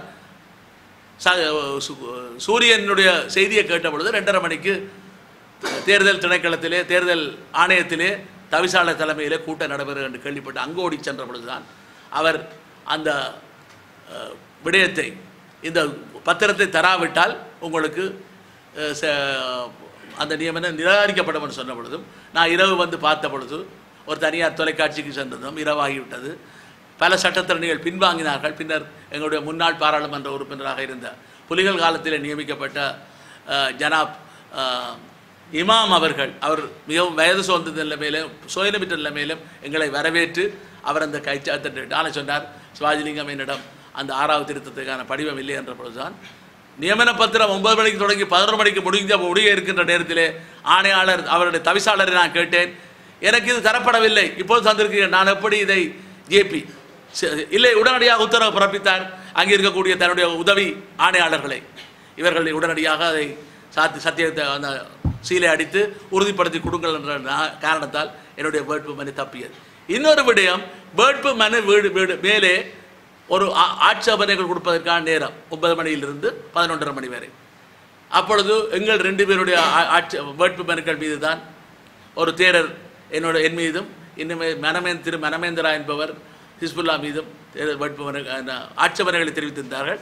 ஆட்சேபனையிலே சிங்கள பௌத்த நாடு என்பதை சிவாஜிலிங்கம் ஏற்க மறுக்கிறார், இவர் ஒரு இனவாதி, நாட்டை பிரிக்க பார்க்கிறார், ஆகவே இவருடைய நியமன பத்திரத்தை ரத்து செய்ய வேண்டும் என்பது பெரிய நீண்ட கடிதம். அதை தேர்தல் ஆணையம் கூடி 2 ஆட்சேபனைகளை நிராகரித்த பின்னர் தான் எங்களுடைய 35 பேருடைய நியமன பத்திரங்களும் ஏற்றுக்கொள்ளப்பட்டதன் பின்னர் இன்னொரு சுவாரஸ்யமான சம்பவம் இடம்பெற்றது. தேர்தல் சின்னங்களை சுயேட்சைகளுக்கு ஒதுக்க வேண்டும். அங்கீகரிக்கப்பட்ட கட்சிகளுக்கு அதே சின்னம் தான். அப்பொழுது நிறைய பேர் இருந்தால் 15 பேர் கேட்கிறார்கள் சுயேட்சைகள். அப்போ நாங்கள் 10 எழுதி வைத்திருந்தேன். நாங்கள் 2 பேரும் கலந்து ஆலோசித்து 10 சின்னங்களை. அவர்கள் சொன்னார்கள், இந்த 10 வச்சு ஆராய்ச்சி பண்ணால் எங்களுக்கு இன்றைக்கு 20 சென்றால் முடியாது, ஐயா 1 2 எழுதித்தாருங்கன்ற. நான் பின்னர் 3 கொடுத்தோம். 1 மீன், மான், கேடயம் கொடுத்த பொழுது அவர்கள் கூப்பிட்டால் அவர் சொன்னார், தவிசாளர் மஹிந்த தேசப்பிரிய அவர்கள் சொன்னார், ஐயா இதுங்களோட 3ம் கன பேர் கேட்டிருக்கிறோம், ஒவ்வொன்றா கூப்பிட்டு ஷார்ட் அவுட் பண்ணுவோம். நான் சம்மதித்தேன். உடனே கூப்பிட்டார்கள், மீனுக்கு எத்தனை பேர் போட்டீர்கள்? 4 பேர் வந்தார்கள். அதில் ஒரு புத்தபிக்கும் நாங்கள் 3 2 சிங்களவர்கள் நானும். அவர்கள் சொன்னார்கள், சுவாமி நாங்கள் உங்களுக்கு விட்டு தருகின்றோம் என்ற புத்தபிக்கு அவரை மதிக்க வேண்டும் என்று. அப்போ கேட்டார்கள், நீங்கள் என்ன செய்ய போகிறீர்கள் சிவாஜிலிங்கம் என்று. நான் சொன்னேன், நானும் கேட்டிருக்கிறேன், சுவாமியும் கேட்டிருக்கிறார். உடனடியாக அவர் எனக்கு சொன்னார், விஷ்ணு இந்த கடவுளை நாங்கள் கும்பிடுகிறோங்கிற கோயிலில் வச்சோம், விஷ்ணு ஒரு மீன் அவதாரம், அதனால் தான் கேட்டேன், விட்டு தாருங்கள், இது கடவுளுக்கு இதுக்கு ஒரு நான் கேட்குறேன். நான் சொன்னேன் அப்படின்னா கடவுள் தீர்மானிக்கட்டும், லொத்தரை போடுவோம் சொன்னேன். உடனடியாக இந்த தேசப்பெரிய ஆயத்தப்படுத்தினார். சைவர் ஒரு ஓராம் இலக்கம் எழுதப்பட்டது, 2 துண்டுகள் போடப்பட்டது. நான் சொன்ன சுவாமி நீங்களே எடுங்கள் என்று. சைவர் எடுப்பவருக்கு இல்லை, ஒன்று எடுப்பவருக்கு வருமென்று சொன்னார்கள். அந்த அவர் எடுத்தார், வணக்கத்துக்கு தேரோ எடுத்தார், அவருக்கு சைவர் கிடைத்தது. ஆகவே எனக்கு மீன் சின்னம் கிடைத்தது. அவர் மிகவும் கோபப்பட்டு சொன்னார், தன்னுடைய உதவியாளருடன் கோபப்பட்டார். அங்கட அப்போ என்ன சின்னம் எடுக்கிறது? உடனே சொன்னார், கடைசி உடனடியாக பல்லு ஏடு, நாய் ஏடு என்ற நாய் சின்னம். நான் சொன்னேன், சுவாமி நானும் 10 சின்னத்தில் நாயை கேட்டுறான். நாங்கள் தமிழினத்தினுடைய காவல் தெய்வங்களாக நாங்கள் காவல் காக்க வேண்டியது காவல் நாய்கள், வாட்ச் டாக்ஸாக இருக்கின்றோம். அதே போல் எங்களுடைய வைரவருக்கு நாய் காவல் இந்து மதத்திலே. அதே போல் எங்கள் வீடுகளை எங்களை சொத்துக்களை காக்கிறது நாய். ஆகவே நாயை நீங்கள் குறைச்சி மதிப்பிடாகின்ற பொழுது அவருக்கு சிறிய பின்னையுடன் விடைபெற்று சென்றார். இவ்வாறு போராட்டத்துக்கு பின்னர் தான் நாங்கள் இந்த விடயங்களை எல்லாம் சாதித்திருக்கின்றோம். ஊடகங்களுக்கு கருத்தை சொல்லி இருக்கின்றோம். எங்களுடைய பரப்புரைகளை நாங்கள் சொல்லுவோம். நீங்கள் உங்களுடைய கேள்விகளை தொடுக்கலாம் பொதுமக்கள் மத்தியில் இருக்கக்கூடிய. ஆனால் இன்னொன்றை சொல்ல விரும்புகின்றேன். யாழ்ப்பாணத்திலிருந்து வருகின்ற ஒரு பத்திரிகை ஆசிரியர் செயலகம் வெளியிருக்கிறது. சிவாஜிலிங்கம் உட்பட 34 பேரும் ஆட்சேபனை கொடுக்க இல்லையா? அப்போ கோத்தாக்க ஆதரவா? ஆட்சேபனை கொடுப்பது என்பது அதிலே இருக்கக்கூடிய விடயங்களைத்தான் கொடுக்க வேண்டும். மேல்முறையீட்டு நீதிமன்றம் கொடுத்து ஒரு தடவை கொடுக்காம இருக்க பைத்தியக்காரன் போல் நான் கொடுக்க வேண்டும் என்று எதிர்பார்த்தால் நீங்கள் பெரிய வித்துவான் கதை பேசுகிறீர்கள். உங்களுடைய மகள்மாருடைய பிறந்த தினத்துக்கு ஆட்சி ஜனாதிபதியை கொண்டு வரணும்னு நினைக்கின்ற நீங்கள் என்ன நினைக்கின்றீங்களோ உங்களுக்கு தெரியல. அவ்வாறான வாழ்க்கையில் நாங்கள் நேர நிற்கின்றோம் எல்லாத்தையும் சபை. இதே போல இன்றைய கொழும்பிலிருந்து வரக்கூடிய சில பெரிய பாதுகாப்பு பிரதி ராஜாங்க அமைச்சராக இருக்கிற பத்திரிகை, ஒரு தமிழ் பத்திரிகை, ஆங்கில பத்திரிகையுடைய சகோதர பத்திரிகை வருகிறது. கோத்தபாயோட டீல போட்டாராம், ஏதோ போட்டாராம் இன்றைக்கு செய்தி. இன்னும் எனக்கு வெள்ளத்துறையிலே அந்த பத்திரிகை கிடைக்கவில்லை. அவர்கள் சொல்கிறார்கள் அது போட்டிருக்கட்டேன். சரி ராஜன், இப்படி எத்தனையோ அவதூறுகளை இணையதளங்கள் மூலம் பரப்ப முடியும். யாரும் என்றால் நேரடியாக நிரூபிக்கட்டும். நாங்கள் அரசியல் இருந்து செல்ல தயாராக இருக்கிறோம். முடித்துவிட்டு இரவு பஸ்ஸிலே திருமதி அனந்த் சஜன் அவர்கள் தனியாக யாழ்ப்பாணத்திலிருந்து கொழும்பிலிருந்து தனியாக பேருந்திலே வந்து பயணம் செய்தார். நான் பகல் நேரத்திலே முந்த நாள் காலையிலே புறப்பட்டு மாலையிலே யாழ்ப்பாண பேருந்து நிலையத்திலே வந்து பஸ்ஸில் இறங்கிறேன். ஆகவே இதெல்லாம் காலப்போக்குதிலே இப்பொழுதும் நான் முச்சக்கர வண்டியிலே வந்திருக்கேன். மக்களுக்கு தெரிய வரும். ஆகவே என்னத்தை சொன்னாலாம். ஆனால் நாங்கள் வெறுமனே எவரையும் போய் ஆதரிக்கின்றவர்களாக இருக்க முடியாது. இந்த தேர்தல் என்பது தமிழ் மக்களுக்கு ஏதாவது ஒரு விடயத்தையாவது சாதிக்க வேண்டும் என்பதிலே உறுதியாக இருக்கின்றோம். எந்த கொலை அச்சுறுத்தல் வந்தாலும் கொல்லப்பட்டாலும் 2010 இதே மாதிரி ஒரு நிலைமை எனக்கு ஏற்பட்டது. நான் அதை எதிர்கொள்வதற்கு தயாராக இருக்கின்றேன்.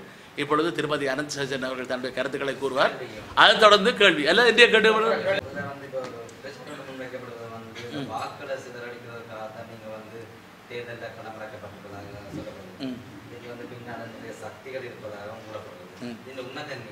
இல்லை. அதுக்கு தான் நான் ஏற்கனவே சொல்லியது போல ஒரு பொது வேட்பாளர் நிறுத்தப்பட்டிருந்தால் அது வாக்குகள் சிதறடிக்காமல் வாக்களை ஒன்று சேர்ப்பதற்கான அர்த்தமா, அல்லது தமிழ் மக்கள் சார்பிலே ஒரு கோரிக்கை முன்வைக்கப்பட்டு பேச வேண்டும் என்றால் இது வாக்குகளை சிதறடிக்கிற நோக்கமா?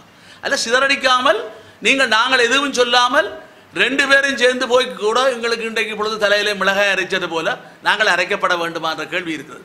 ஆகவே யாருக்கும் எவருக்கும் அது எந்த பிரதான வேட்பாளராக இருந்தாலும் அவர்களுக்கு ஆதரவாக வாக்கு சிதறடிக்கிறது. இன்றைக்கு கலங்கி போயிருக்கார்கள். ஏன் கலங்கி போயிருக்கார்கள்? என்னுடைய நியமன பத்திரம் கொடுக்கப்படாவிட்டால் இந்த அழுத்தத்தை பிரயோகித்திருக்க முடியுமா? பல்கலைக்கழக மாணவர்கள் தமிழ் கட்சிகள் ஒரு கோரிக்கை வைப்பதற்கு என்னுடைய நியமனம் ஒரு வழி சேர்த்திருக்கிறது. இவர்கள் சொன்னதை போல நான் காசு வேண்டி இருந்தால் பல்கலைக்கழக மாணவர்கள் கட்சியோடைய கோரிக்கை என்று நான் வாபஸ் பெற்றால் காசு எப்படி திருப்பி கொடுக்குறது? கொடுக்கத்தானே வேணும் இல்லை? ஆகவே இதெல்லாம் கேலி கூத்தான விடயங்கள். இதை மக்கள் புரிந்து கொள்வார்கள்.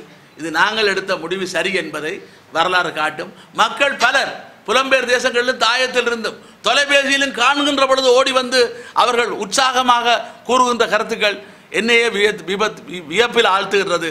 ஏனென்றால் நாங்கள் செல்கின்ற பாதை சரி என்பதை காட்டுகின்றது. உங்களுக்கு தெரியும், 5ஆம் தேதி காலையில் நாங்கள் பஸ் நிலையத்தில் போராட்டம் நடத்துகிறோம். தேரரை கைது செய் ஞானாசார தேரரை மாலையிலே வல்லுடுத்துறை தீர்வில் தூமியிலே என்னுடைய நண்பன் குமரப்பா தளபதிகள் குமரப்பா புலேந்திரன் உட்பட 12 மாவீரர்களுக்கும் வீர வங்கிகளுக்கும் அஞ்சலி செலுத்திவிட்டு தான் நான் பேருந்திலே புறப்பட்டேன் கொழும்பை நோக்கி. ஆகவே எங்களை பொறுத்தளவிலே விடுதலை போராட்டத்தை நேசிக்கின்றார். இன்னொரு விடயம், எந்த கட்சிகளுடனும் சர்வதேச விசாரணை அல்லது போர்க்குற்றங்கள் சம்பந்தமாக எந்த விதமான சமரசத்துக்கும் இடமில்லை என்பதை சொல்ல விரும்புகிறோம். அது யாராக இருந்தாலும் அதை முன்னெடுப்போம். அதை முன்னெடுப்பதை எந்த சக்தியாலும் தடுக்க முடியாது. அந்த சமரசத்துக்கு இடமில்லை. வேறு அரசியல் தீர்வுகள், இடைக்கால தீர்வுகளை பற்றி பேசுவதற்கு எங்களுடைய பொதுஜன அமைப்புகள், யாழ்ப்பாண பல்கலைக்கழக மாணவர்கள், தமிழ் மக்கள் பேரவை அல்லது மத தலைவர்கள் பார்த்தீர்களாக இருந்தால் பிஷப் அவர்கள், திருவண்ணாமலையுடைய பிஷப், வணக்கத்துக்குரிய இந்து குருமார்கள்,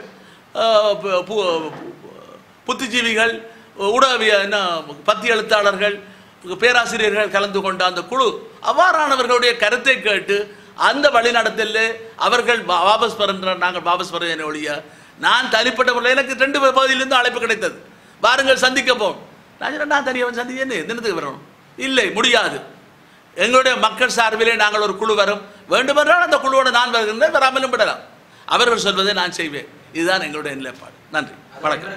சரி, ஊடகவியலாளர் சந்திப்பில் வந்து நீங்க ஜனாதிபதி வேட்பாளரை களமிறங்க சம்பந்தமா விமர்சனம் தெரிவிச்சிருந்தாங்க. அதில் உங்களுக்கு பித்து பிடிச்சிருக்குன்னு சொல்லி கயந்திரகுமார் அவர்கள் தெரிவிச்சிருக்காரு. சரி, பித்து பிடிச்சேன்னு சொன்னால் கயந்திரகுமார் தமிழ் தேசம் பித்து பிடிச்சிருந்தவர் 2010 சரத் பொன்சேகா தமிழ் தேசம் தருமன்றா கேட்டார். அவருடைய கட்சியைச் சேர்ந்த பத்மினி சிதம்பரனான் தமிழ் தேசம் கிடைக்கும் என்றா நல்லூரிலே சங்கிலியன் என்ன மந்திரி மனையிலே நடைபெற்ற கூட்டத்திலே சொன்னார். அந்த கூட்டத்துக்கு ₹10 லட்சம் செலவு சுரேஷ் பிரபஞ்சத்துக்கு கொடுக்கப்பட்டு செலவழிக்கப்பட்டது. இதை பற்றி என்ன சொல்ல விரும்புகிறார்கள்? ஆகவே இதிலே இன்னொரு விடயத்தை நான் சொல்ல விரும்புகிறேன். இதே நேரத்திலே நான் நடத்திய விடயம் நீதியானது என்பதை அமெரிக்க தூதரகம் ஒரு அறிக்கையை 2010ஆம் ஆண்டு ஜனவரி 15ஆம் தேதி அனுப்பி வைத்திருக்கிறது. அது பின்னாளிலே விக்கிலீக்ஸிலே 2200 இதுகளில் வந்தால் ஒன்றிலே சொல்லப்படுகிறது, செல்ஃப் ப்ரோக்ளைம் தன்னைத்தானே வேட்பாளராக சொல்லிக் கொண்டிருக்கக்கூடிய பிரபாகரனுடைய உறவினரான பாராளுமன்ற உறுப்பினர் டிஎனுடைய பாராளுமன்ற உறுப்பினர் சிவாஜிலிங்கம் 2 பேர் தரப்பை, அரசாங்க தரப்பை எதிர்கட்சியை தாராமல் சர்வதேச போர்க்குற்ற விசாரணைகள் நடக்கப்பட வேண்டும், குற்றவாளிகள் தண்டிக்கப்பட வேண்டும் என்று கேட்கின்ற ஒரே தமிழ் தலைவர். இதே போல தமிழர்களுக்கு ஒரு பிரதமர், சிங்களவர்களுக்கு ஒரு பிரதமர் என்ற அதிஉச்ச அதிகார பகிர்வை கேட்கிறார் என்று போன்ற பல விடயங்கள் உள்ளடக்கப்பட்டிருந்த முதலாவது பந்தி. 2வது பந்தியிலே சம்பந்தன் ஐயாவை பல தடவைகள் சந்தித்த பொழுது பாராளுமன்றத்திலே இது எழுப்புறது சம்பந்தமாக கூட நிலப்பாடு என்ற பொழுது நான் இதை விரும்புகிறேன், நல்ல விடயம், ஆனால் பாராளுமன்றத்திலே எழுப்பினால் விபரீதம் ஏற்படும் என்ற காரணத்தால் என்னால் செலுத்த முடியாது, எழுப்ப முடியாது, அஞ்சுவதாக குறிப்பிட்டதாக சொல்லப்பட்டிருக்காது. இது விக்கிலீக்ஸ், சிவாஜிலிங்கம் சோடிச்ச கதை இல்லை. 3வது பந்தி திருமதி பத்மினி சிதம்பரனை நாங்கள் யாழ்ப்பாணத்திலே சந்தித்த பொழுது சர்வதேச விசாரணை தேவையில்லை என்று பத்மினி சிதம்பரம் சொன்னார் என்று அந்த அமெரிக்க தூதர் அவர்கள் பட்ரீசியா அவர்கள் அனுப்பிய கேபிள் செய்தி சொல்கிறார். 4வது பந்தியிலே திரு மனோ கணேசனை பல தடவைகள் சந்தித்த பொழுதும் சர்வதேச விசாரணை தேவையில்லை என்று சொன்னதாக. ஆகவே நான் 2013ஆம் ஆண்டு தேர்தலிலும் கூட சுழிபுரத்திலே வட்டுக்கோட்டையிலே நான் வைத்து பேசிய பொழுது சம்பந்தன் ஐயா விக்னேஸ்வரன் ஐயாவுக்கு முன்னாலே சொன்னேன், ஜனாதிபதி மஹிந்த ராஜபக்ச, கோத்தபாய ராஜபக்ச, சரத் பொன்சேகா ஆகிய மூவரும் தூக்குமடைக்கு போவதை தமிழினம் உறுதிப்படுத்த வேண்டும் என்று சொன்னேன். அப்பொழுது நீங்க பேசாம இருந்தீங்க. அன்றைக்கே கட்சியை கூப்பிட்டு நீ வந்து குழப்பறான்னு கலைச்சு விட்டுருக்கலாம். உனக்கு வேட்பாளர் இல்லை, ஓடு, தேர்தலில் இவருக்கு வாக்களிக்க வேண்டாம். அவை எங்களை பொறுத்தளவில் இன்று சொல்வது அவருக்கு இவருக்கு, எங்களை பொறுத்தளவிலே எங்களுடைய இனத்துக்கு நடந்த படுகொலைகளுக்கு, இந்த கட்டாயமாக காணாமல் செய்யப்பட்ட பிரச்சனைக்கு பதில் கிடைக்க வேண்டும். அரசியல் கைதிகள் இன்றைய பார்த்தாண்டா 17ஆம் தேதி திறந்து விட போறாராம் கோத்தபாயா, 17ஆம் தேதி ராணுவம் எல்லாரையும் திறந்து விட போறாராம், உள்ளே இருக்காங்க. ஏன் 94 அரசியல் கைதிகள் திறந்து விட சொல்ல தம்பி இருக்கிறதா, துணிவு இருக்கிறதா? ஏன் இன்றைக்கு ரணில் விக்ரமசிங்க தலைமையிலான அமைச்சரவை ஒரு பத்திரத்தை போட்டு சிபாரிசு செய்யுங்கள், திறந்து விடுகின்றோம் என்று 94 பேர், 26 வருடங்கள் ஒரு சிறை கைதி இருந்து கொண்டிருக்கிறார். ஆகவே இதையெல்லாம் 2 தடவைகள் ஜேவிபிக்கு பொது மன்னிப்பு வழங்கப்பட்டது. 71ஆம் ஆண்டு, 88, 87, 88 எங்களை தமிழ் போராளிகள் எல்லோருக்கும் இந்திய இலங்கை ஒப்பந்தத்தின் பின்னர் ஒரு பொது மன்னிப்பு வழங்கப்பட்டது. இன்றைக்கு ஒருவருக்கும் பொது மன்னிப்பு இல்லை. ஞானாசாரருக்கு பொது மன்னிப்பு அரசியல் கைதிகளுக்கு இல்லை. ஆகவே இது எல்லாத்தையும் நாங்கள் தொடர்ச்சியாக ஒரே நாளிலே பேச முடியாது. அடிக்கடி நாங்கள் ஊடகவியலாளர் சந்திப்பை நடத்துவோம். மக்கள் மத்தியில் சந்திப்பை நடத்துவோம், கருத்தை பரிமாற்றம் செய்வோம். திருமதி அனசேகரனுக்கு அவர்கள் இடம் கொடுத்து இன்னொரு கட்டத்தை சொல்லு கேளுங்க. உங்களோட கட்சியிலிருந்து விலந்தியா சங்கம் மற்ற கட்சிக்கும் உங்களுக்கு தொடர்பு இல்லைன்னு செல்வம் உடைக்கலாம் நடவடிக்கை எடுக்கப்படும். அது சம்பந்தமாக நான் சொல்ல விரும்புகிறேன் என்னென்றால், நான் தமிழீழ விடுதலை இயக்கம் டெலோவினுடைய தவிசாளர், சேர்மன். எல்லா கூட்டங்களுக்கும் நான் தான் தலைமை தாங்க வேண்டும். தமிழ் தேசிய கூட்டமைப்பில் இருக்கக்கூடிய 3 கட்சிகள், இலங்கை தமிழரசு கட்சி, தமிழீழ விடுதலை இயக்கம் டெலோ, தமிழீழ மக்கள் விடுதலை கழகம் புலட், இந்த 3 கட்சியில் நான் டெலோ இயக்க தமிழீழ விடுதலை இயக்கத்தினுடைய எந்த உறுப்பினருடன் தலைமைப்படத்தில் இருப்பவர்களுடனுமோ சாதாரண உறுப்பினருடன், என்னுடைய மனைவிக்கு கூட நான் போட்டியிடுவதும் தொலைக்காட்சியிலே பார்த்து தான் தெரிந்து கொள்கின்ற அளவுக்கு மிகவும் ரகசியமாக, நான் திருமதி அனந்தசேகரன் 2 நாட்களுக்கு முன்னர் என்ன வீட்டில் வந்து பேசுகின்ற பொழுது கூட திருமதி அனந்தசேகரனை நிறுத்த முயற்சி செய்கின்றன கூட எனக்கு மனைவிக்கு தெரியாத அளவில் தான் நாங்கள் ரகசியத்தை பேணினோம். பேணிய ரகசியத்தினுடைய வெற்றி தான் இது. இன்னொரு விடயம், நான் அன்றைய தினமே என்னுடைய பதவி விலகல் கடிதத்தை கட்சியினுடைய செயலாளர் நாயகம் சிரேஷ்ட சட்டத்தரணி முன்னாள் பாராளுமன்ற உறுப்பினருக்கு தபால் மூலம் அனுப்பி வைத்திருக்கின்றேன். என்னுடைய தவிசாளர் பதவி, அதன் மூலம் கிடைத்த 9 அரசியல் குழு உறுப்பினர் பதவி, அதே போல் 27 பேர் கொண்ட தலைமை குழு உறுப்பினர் பதவி, 45 பேர் கொண்ட மத்திய குழு உறுப்பினர் பதவியிலிருந்து நான் வெளியேறி இருக்கின்றேன் என்ற விடயத்தை நான் அவருக்கு தெரியப்படுத்தி இருக்கின்றேன். அதே போல் நான் இன்றைக்கு சாதாரண உறுப்பினராக நீடிப்பதாகத்தான் அர்த்தம். அப்படி என்றால் நான் கட்சியினுடைய மாவட்ட கிளையிலும் இருப்பேன். கட்சியினுடைய பொதுக்குழு ஜெனரல் கவுன்சில் 270 பேர் கொண்ட பொதுக்குழு கூட்டம் கூட்டப்படுமா இருந்தால் நான் எனக்கு கலந்து கொள்ளக்கூடிய உரிமை இருக்கிறது. கட்சியில் இருந்து ஒரே நாளில் ஒருவரை நீக்க முடியாது, இடைநிறுத்த முடியும். அது செயலாளர் நாயகம் தலைவரும் நினைத்தால் தற்காலிகமாக நீங்கள் இடைநிறுத்தப்படுகின்றீர்கள், ஏன் உங்களை நிரந்தரமாக நீக்கக்கூடாது என்று என்னிடம் விளக்கம் கேட்டு விசாரணை நடத்தப்பட்டு அவரை நீக்கலாம். அதிலே பிரச்சனை இல்லை. தேவைப்பட்டால் நான் உடனடியாக யாழ்ப்பாணம் வந்த உடனேயே திரு ஸ்ரீகாந்த் அவர்களை சந்தித்து சொன்னேன், நீங்கள் அடிப்படை உரிமையிலும் நான் இருக்கக்கூடாதுன்னு சொன்னால், நான் 46 வருடம் இருந்த விடயத்திலே என்னை பொறுத்தளவிலே இந்த பிழையான வழியிலே எங்களுடைய பேருந்து போகின்றது என்றால் நான் அதிலே பயணம் செய்ய முடியாது. அல்லது பேருந்து பழுதாக போயிட்டு கேட்டால் இறங்கி நடந்தான் போகணும், அல்லது இன்னொரு பஸ்ஸில் வரணும்னா தயாராக இருக்கின்றேன். ஆனால் தமிழ் தேசியத்தினுடைய கொள்கையின் பேர் உறுதியாக இருப்பேன். நீங்கள் உங்களுடைய முடிவை எடுங்கள், நான் அதை எந்த விதமான ஆட்சேபனையும் தெரிவிக்கப் போவதில்லை. நீங்கள் சுதந்திரமாக எடுங்கள். ஆனால் நீங்கள் எள்ளி நகையாடி கருத்துக்கள் சொல்வீர்களாக இருந்தால் கொஞ்ச நாளைக்கு பிறகு நானும் தொடங்குவேன். சரி, ஆனபடியாக என்னோட நண்பர்களாக எங்களோட தோழமையோடு பயணித்தவர்களை பற்றி நான் விமர்சிக்க விரும்புவேன்.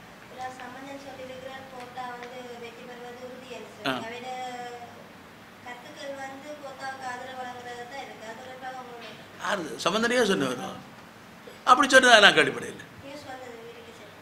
சரி சரி, அது விக்னேஸ்வரன் ஐயா இடக்கடையெல்லாம் எழுதினவர் அப்படி சம்பந்தனையாக சொல்ல இல்லை. அவர் ஒரு நாளும் சொல்ல மாட்டார்.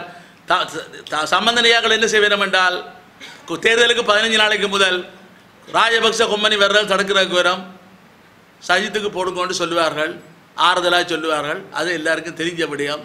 இன்றைக்கு போய்கொண்டிருக்க நிலைமையை பார்த்தால் தமிழ் தேசிய கூட்டமைப்பு அல்லது தமிழரசு கட்சி ஐக்கிய தேசிய கட்சியினுடைய தமிழ் பிரிவு ஒன்று நினைக்கின்ற அளவுக்கு இன்னும் போட் தான் போட இல்லை. அது இந்த தேர்தலுக்கு பிறகு சில போட்டுக்கிட்டு செய்கிறேன்னா செய்யட்டும். ஆனால் எங்களை பொறுத்தளவிலே எங்களுடைய மக்களுக்கு இழைக்கப்பட்ட அநீதிக்கு நியாயம் கிடைக்கும் வரை எங்களுடைய போராட்டம் தொடரும். நன்றி.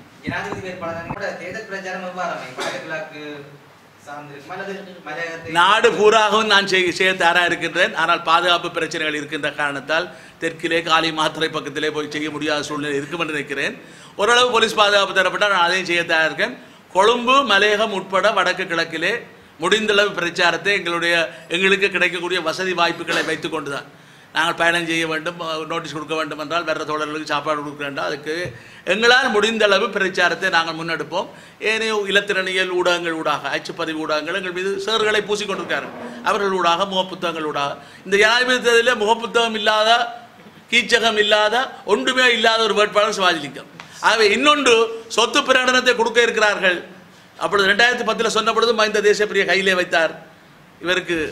இவருக்கு மனைவிக்கு வீடு இல்லை, இவருக்கு அசையாத சொத்துக்கள் இல்லை, வங்கியிலே சில 100 ரூபா தான் இருக்கின்றது என்ற போல இதை நாங்கள் எல்லாருக்கும் காட்ட வேண்டும் என்ற என்னுடைய சொத்து பிரகடனத்தை நான் வெளியிடுவேன்.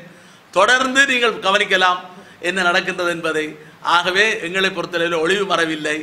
நாங்கள் சாகின்ற பொழுதாவது மக்களுக்கு முன்னாலே நேர்மையானவனாக, சாதிக்க முடியாமல் போகலாம், சாதிப்பதிலே நாங்கள் முயற்சி எடுத்தவர்களாக இருக்கலாம், நாங்கள் செய்வேன் என்பதையும் அதே போல் இன்று வரை எந்த விதமான ஊழல் குற்றச்சாட்டுகளும், நான் வெள்ளடத்தில் நகரசபை தலைவராக இருந்திருக்கிறேன், வடக்கு மாகாண சபை உறுப்பினராக 5 ஆண்டுகள் இருந்திருக்கிறேன், 2 தடவைகள் பாராளுமன்ற உறுப்பினராக இருந்திருக்கின்றேன், பொது வாழ்விலே 40 வருடங்களுக்கு மேலே பயணித்திருக்கின்றேன். எந்த விதமான ஊழல் குற்றச்சாட்டும் இல்லாத ஒரு பாரம்பரியத்தை எங்களுடைய மக்கள் மத்தியிலும் ஏற்படுத்த வேண்டும் என்பதுதான் எனது பிரதான நோக்கம். நன்றி. நீங்க இருங்க. நன்றி.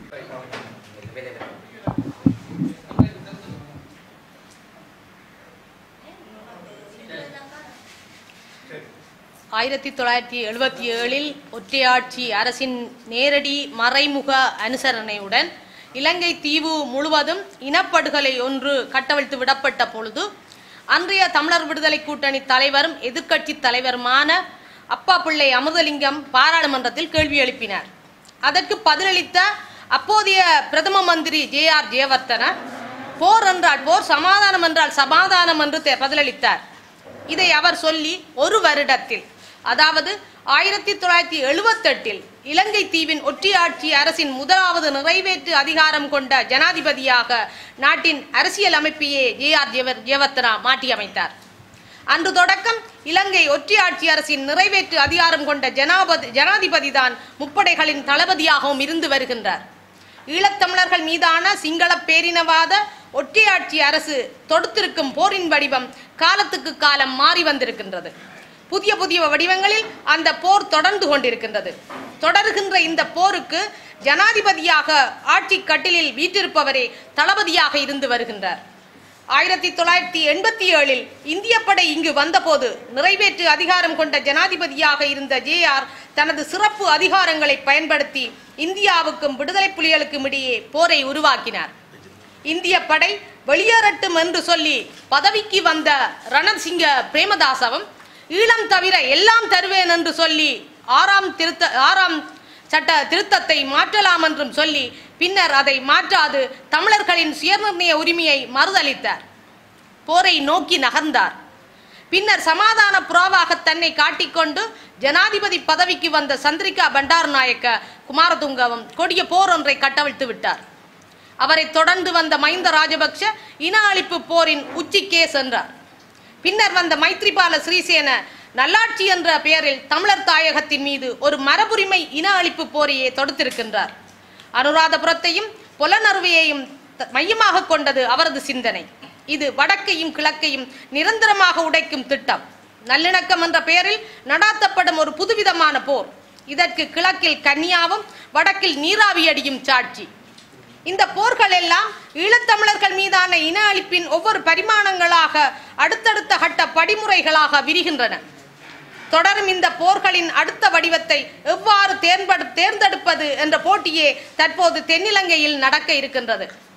இந்த தருணத்தில் ஈழத்தமிழர்களான நாங்கள் மேற்கொள்ள வேண்டிய தெரிவு என்ன, சொல்ல வேண்டிய செய்தி என்ன? கோத்தபாய ராஜபக்ச, சஜித் பிரேமதாச மற்றும் JVPயின் அனுராகுமார திசாநாயக்க போன்றவர்கள் சிங்கள பேரினவாதத்தை ஒருபோதும் கைவிடப் போவதில்லை. இவர்களுடன் தமிழர் தரப்பு பேரம் பேச வேண்டும் என்று சிலர் வாதிடுகின்றார்கள். பேரம் பேசும்போது அவர்கள் தரும் வாக்குறுதிகளை நிறைவேற்றுவார்கள் என்பதற்கு எந்தவித சர்வதேச உத்தரவாதமும் இல்லாமல் பேரம் பேசுவதில் உண்மையில் ஒரு பலனும் இல்லை. சிங்கள பேரினவாத தலைவர்களுடன் பேரம் பேசுதல் என்பது தற்போதைய நிலையில் செல்லா காசு போன்றது. எழுதிய ஒப்பந்தங்களையே கிழித்து போடும் சிங்கள பேரினவாத தலைவர்களுடன் பேரம் பேசுவதில் பலன் ஏதும் இல்லை. மாறாக இவர்களை இயக்கும் சர்வதேச சக்திகளுடன் தான் நாங்கள் பேரம் பேச வேண்டும். அமெரிக்காவும் இந்தியாவும் இன்று இறுக்கமாக பின்னி பிணைந்த ஒரு அணியாக செயற்படுகின்றன. இந்து பசிபிக் கடற்போர் முனையில் சீனாவுக்கு எதிரான வியூகம் வகுப்பதில் அமெரிக்காவும் இந்தியாவும் ஜப்பானுடனும் ஆஸ்திரேலியாவுடனும் நான்முனை சக்திகளாக இணைந்திருக்கின்றன. இந்து சமுத்திரம் போர் சூட்டுக்குள் வைக்கப்பட்டிருக்கின்றது. 2009 இருந்த பூகோள போட்டா போட்டியை விட தற்போதைய இந்து சமுத்திர கேந்திர முக்கியத்துவம் பல மடங்கு வீச்சாகி இருக்கின்றது. அமெரிக்காவும் இந்தியாவும் நினைத்திருந்தால் கோத்தபாய ராஜபக்சவை தேர்தலில் போட்டியிட முடியாத சூழலை இலகுவாக தோற்றுவித்திருக்கலாம். ஆனால் அதை அவர்கள் செய்யவில்லை.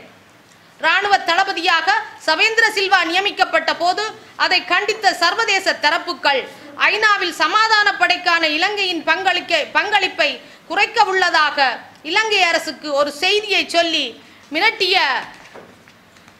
சர்வதேச சமூகம் சவேந்திர சில்வாவுக்கே நடைமுறையில் கட்டளை தளபதியாக இருந்த கோத்தபாய ராஜபக்சவை ஜனாதிபதி தேர்தலில் களமாட அனுமதித்தது மட்டும் ஏன் என்ற கேள்வி எழுகின்றது. அமெரிக்காவிலே கோத்தபாய ராஜபக்சவுக்கு எதிராக வழக்குகள் மனித உரிமை நிறுவனங்களால் தொடுக்கப்பட்டிருக்கின்றன. இதை காரணம் காட்டி அமெரிக்க அரசு அவரது அமெரிக்க பிரஜா உரிமையை ரத்து செய்ய முடியாது என்று மறுத்திருக்கலாம். அதை வெளிப்படையாகவே ஒரு அறிக்கையிட்டு சொல்லி இருக்கலாம். ஏன் செய்யவில்லை? ஈஸ்டர் தாக்குதலுக்கு பின்னர் கொழும்புக்கு வந்து உரையாற்றிய அமெரிக்காவின் முன்னாள் இலங்கை தூதுவர் ராபர்ட் பிளேக் கோத்தபாய ராஜபக்சவை மெச்சிய பேசியதையும் நாங்கள் கவனித்திருக்கின்றோம். மறுபுறத்தில் சஜித் பிரேமதாசா போட்டியாளராக முன்னிலைப்படுத்தப்படுகின்றார். அவரும் அம்பாத்தோட்டையின் பிரதிநிதி. ஜனாதிபதி ஆட்சியின் நிறைவேற்று அதிகாரத்தை மட்டுப்படுத்த வேண்டும் என்று ரணில் விக்ரமசிங்க போன்றவர்கள் விரும்புவது போல தெரிந்தாலும் அப்படியெல்லாம் செய்வதாக தான் ஒத்துக்கொள்ளவில்லை என்ற தோரணையிலேயே சஜித் பிரேமதாசா இயங்குகின்றார். ஒற்றையாட்சியை கைவிடப் போவதில்லை என்றும் அவர் சொல்லியிருக்கின்றார். ஒற்றையாட்சியை மாற்றாமல் அதிகளவு அதிகார பரவலாக்கம் என்று அவர் சொல்லியிருப்பது ஈழத்தமிழர்களை பொறுத்தவரை ஒரு வெற்று கோஷமே. அவரின் தகப்பன் சொன்ன எல்லாம் தருவேன் ஈழம் தவிர என்பதை வரலாற்றில் பார்த்து வந்தவர்கள் தான் நாம் என்பதை மறந்துவிடக் கூடாது. தென்னிலங்கையை பொறுத்தவரை இனவாத அரசியலை யார் அதிகம் பேசுகிறார்களோ அவர்களை தெரிந்தெடுக்க வேண்டும் என்ற மனநிலை சிங்கள மத்தியில் நெடுங்காலமாகவே இருந்து வருகின்றது. அது மட்டுமன்றி ஏப்ரல் மாதம் தீவை உலுக்கிய ஈஸ்டர் குண்டு தாக்குதல்களுக்கு பிறகு தேசிய பாதுகாப்பு மற்றும் பயங்கரவாத தடை சட்டம் என்ற பழைய விடயங்களுக்கு எல்லாம் புதிய முலாம் பூசப்பட்டிருக்கின்றது. ஆகவே இந்த முறை ஜனாதிபதி தேர்தலில் சிங்கள இனவாத சக்திகளுக்குள்ளே ஒரு சிக்கலான போட்டியை சர்வதேச சக்திகள் தோற்றுவித்திருக்கின்றன. சீனாவின் பக்கம் போக முடியாத ஒரு சிக்கலான நிலைமையை சிங்கள பேரினவாத சக்திகளிடையே உருவாக்கும் போக்காகவும் இதை நாங்கள் பார்க்கலாம். தமிழர்களை பொறுத்தவரை அனுபவித்த பிசாசுக்கும் அனுபவிக்காத பேய்க்கும் இடையே நடைபெறும் போட்டியாகவே கோத்தபாயவுக்கும் சஜித்துக்கும் இடையே நடைபெற இருக்கும் போட்டி இருக்க போகிறது. சிங்கள பேரினவாத வாக்குகளை உடைக்கும் மூன்றாவது வேட்பாளராக ஜேவிபியின் அனுரா திசாநாயக்கவும் விளங்கப் போகின்றார். இந்த பொறிக்குள் தமிழர்களின் வாக்குகள் விழுந்து நாம் அர்த்தமற்ற பலிக்கடாக்களாக பயன்படுத்தப்படாது எமது அணுகுமுறை சுயநிர்ணய மையப்படுத்தியதாக இருக்க செய்வதன் மூலம் சர்வதேச சக்திகளுடன் தமிழர்கள் பேரம் பேசும் நிலையை நாங்கள் வலுப்படுத்தலாம். ஆகவே சர்வதேச சமூகத்துடன் பேரம் பேசாது மௌனமாக இருந்த செல்லப்பிள்ளை அரசியல் செய்வதால் பலன் ஏதும் இல்லை என்ற நிலையில் ஜனாதிபதி தேர்தலில் போட்டியிடுவதான தெரிவை மேற்கொள்ள நான் முடிவெடுத்தேன். இதே சிந்தனையை சிவாஜிலிங்கம் அன்னையும் வலியுறுத்தினார். என்னை போட்டியிட வைப்பதற்கு ஒரு கட்சியை நாடினார். ஆனால் அதற்கு அந்த கட்சி சம்மதிக்கவில்லை. ஜனாதிபதி தேர்தலில் போட்டியிட வேண்டுமானால் ஒன்றில் ஒரு பதியப்பட்ட கட்சியின் வேட்பாளராக நான் தெரிவு செய்யப்பட வேண்டும் அல்லது முன்னாள் பாராளுமன்ற உறுப்பினராக இருந்திருக்க வேண்டும். கட்சி கிடைக்காத நிலையில் என்னால் போட்டியிட முடியாத நிலை தோன்றியது. சிவாஜி அன்னை முன்னாள் பாராளுமன்ற உறுப்பினர் என்ற முறையில் போட்டியிடும் வாய்ப்பு இருந்தது. அதை அவர் செய்ய முன்வந்த போது நானும் அவருக்கு பக்கபலமாக நிற்பதாக முடிவெடுத்தேன். ஆகவே சர்வதேச சக்திகள் தமிழர்களுடன் பேரம் பேசுவதற்கான ஒரு வாய்ப்பை நாங்கள் உருவாக்கி இருக்கின்றோம். அதை செய்வதற்கு விரும்பும் சக்திகள் எம்மை அணுகலாம். ஈழத்தமிழர்களின் அபிலாசை குறித்த நலனை மையப்படுத்தியே எமது பேரம் பேசல் அமைந்திருக்கும். அதேவேளை இந்த தேர்தலை புறக்கணிக்க வேண்டும் என்ற கருத்துடையவர்களுக்கும் எங்கள் நிலைப்பாட்டுக்கும் பெரிய வித்தியாசம் ஒன்றும் இல்லை என்பதையும் இங்கு சுட்டிக்காட்ட விரும்புகின்றேன். சிவாஜி அன்னைக்கு முதலாவது வாக்கையும் ஈழத்தமிழர்களின் சுயநிர்ணய உரிமையை அங்கீகரிப்பதாக சொல்லும் பேரினவாத மனநிலை இல்லாத ஒரு வேட்பாளருக்கு விருப்பு வாக்கையும் செலுத்தும் போது தேர்தல் புறக்கணிப்புக்கு ஒப்பான கருத்து நிலையை ஒரு தமிழ் வாக்காளர் வெளிப்படுத்துவார். குறிப்பாக 3 பிரதான சிங்கள போட்டியாளர்களும் சிங்கள பௌத்த பேரினவாதத்தையே முன்னெடுப்பார்கள் என்பதாலும் இவர்கள் ஈழத்தமிழர்களின் சுயநிர்ணய உரிமையை அங்கீகரிக்காதபடியாலும் இவர்களுக்கு எமது வாக்கு செல்லக்கூடாது என்பதே எனது நிலைப்பாடு. இந்த அடிப்படையிலேயே எமது பேரம் பேசல் சர்வதேச சக்திகளுடன் அமைய வேண்டும் என்பதே எனது கருத்து. ஆனால் நான் தேர்தலில் போட்டியிடவில்லை. எனது கருத்துக்கு ஒப்பான கருத்தை சிவாஜி அன்னை கொண்டிருக்கின்றார் என்று நான் பூரணமாக நம்புகின்றேன். சர்வதேச சக்திகளுடன் தான் பேரம் பேசல் வெற்று பேச்சு வேட்பாளர்களிடம் அல்ல என்ற நிலைப்பாட்டிலும் முழுமையான எந்தவித தேய்வும் இல்லாத சுயநிர்ணய உரிமை என்ற நிலைப்பாட்டிலும் அவர் உறுதியாக இருப்பார் என்ற நம்பிக்கையிலும் அவரை முன்னிலைப்படுத்தி செயற்பட நான் களமிறங்க முடிவெடுத்தேன். அடுத்ததாக பொது வேட்பாளர் என்ற முயற்சிகளில் இறுதி நாட்களில் கூட்டங்களை நடத்தியவர்கள் எங்களை அழைத்து முறையாக பேசியிருக்கவில்லை. ஆனால் ஒரு விடயத்தில் நானும் சிவாஜி அண்ணையும் தெளிவாக இருந்தோம். இது துணிந்து செயற்பட வேண்டிய தருணம். மதில் மேல் பூனியாக இறுதி வரை இருந்துவிட்டு எதுவித பலனும் இல்லாத ஊடக அறிக்கைகளை வெளியிட்டு இயலாமைக்கு பலியாகாமல் வேட்பாளர் பத்திரத்தை கால வரையறை தாண்ட முதல் தாக்கல் செய்தோம். போட்டியிடுவதா இல்லை என்பது அடுத்த கட்டம் என்ற முனைப்பிலேயே நாங்கள் களமிறங்கினோம். தேர்தலை நிராகரியுங்கள் என்று சொல்பவர்களுக்கும் அர்த்தமுள்ள வகையில் நிராகரிக்கும் வாய்ப்பை உருவாக்கி இருக்கின்றோம். பொது வேட்பாளரை நிறுத்த வேண்டும் என்ற கருத்துடையவர்களுக்கும் சரியான வாய்ப்பொன்றை உருவாக்கி தந்திருக்கின்றோம். பொது வேட்பாளராக சிவாஜி அண்ணியை கருதி அவரோடு கருத்து பரிமாற அனைத்து தரப்புகளையும் எதுவித பாரபட்சமும் இன்றி நாங்கள் அழைக்கின்றோம். அனைத்து ஈழத் தமிழர்களும் நடைமுறையில் ஒரு கருத்து நிலைக்கு பலம் சேர்க்க முன்வர வேண்டும் என்றும் இத்தால் வேண்டுகோள் விடுக்கின்றோம். உண்மையான பேரம் பேசல் யாரோடு என்பதில் சிவாஜி அண்ணை தெளிவாக இருக்கும் வரை அவருக்கு பக்கபலமாக நான் இயங்குவேன். ஒற்றுமை ஒன்றிணைந்த கொள்கை என்பதை மக்கள் முடிவெடுப்பதற்கான ஒரு வாய்ப்பாகவும் இது அமையும் என்று நான் நம்புகின்றேன். நன்றி. நீங்க வந்து முன்னாள் பாராளுமன்ற உறுப்பினர் சிவாஜிலிங்கம் வந்து கட்டுப்பணம் செலுத்தியிருக்கீங்க. கட்டுப்பணம் செலுத்துவதற்கு ஏனென்றால் நான் முதல் ஒரு வடக்கு மாகாண சபையினுடைய அமைச்சராக இருந்திருக்கிறேன்.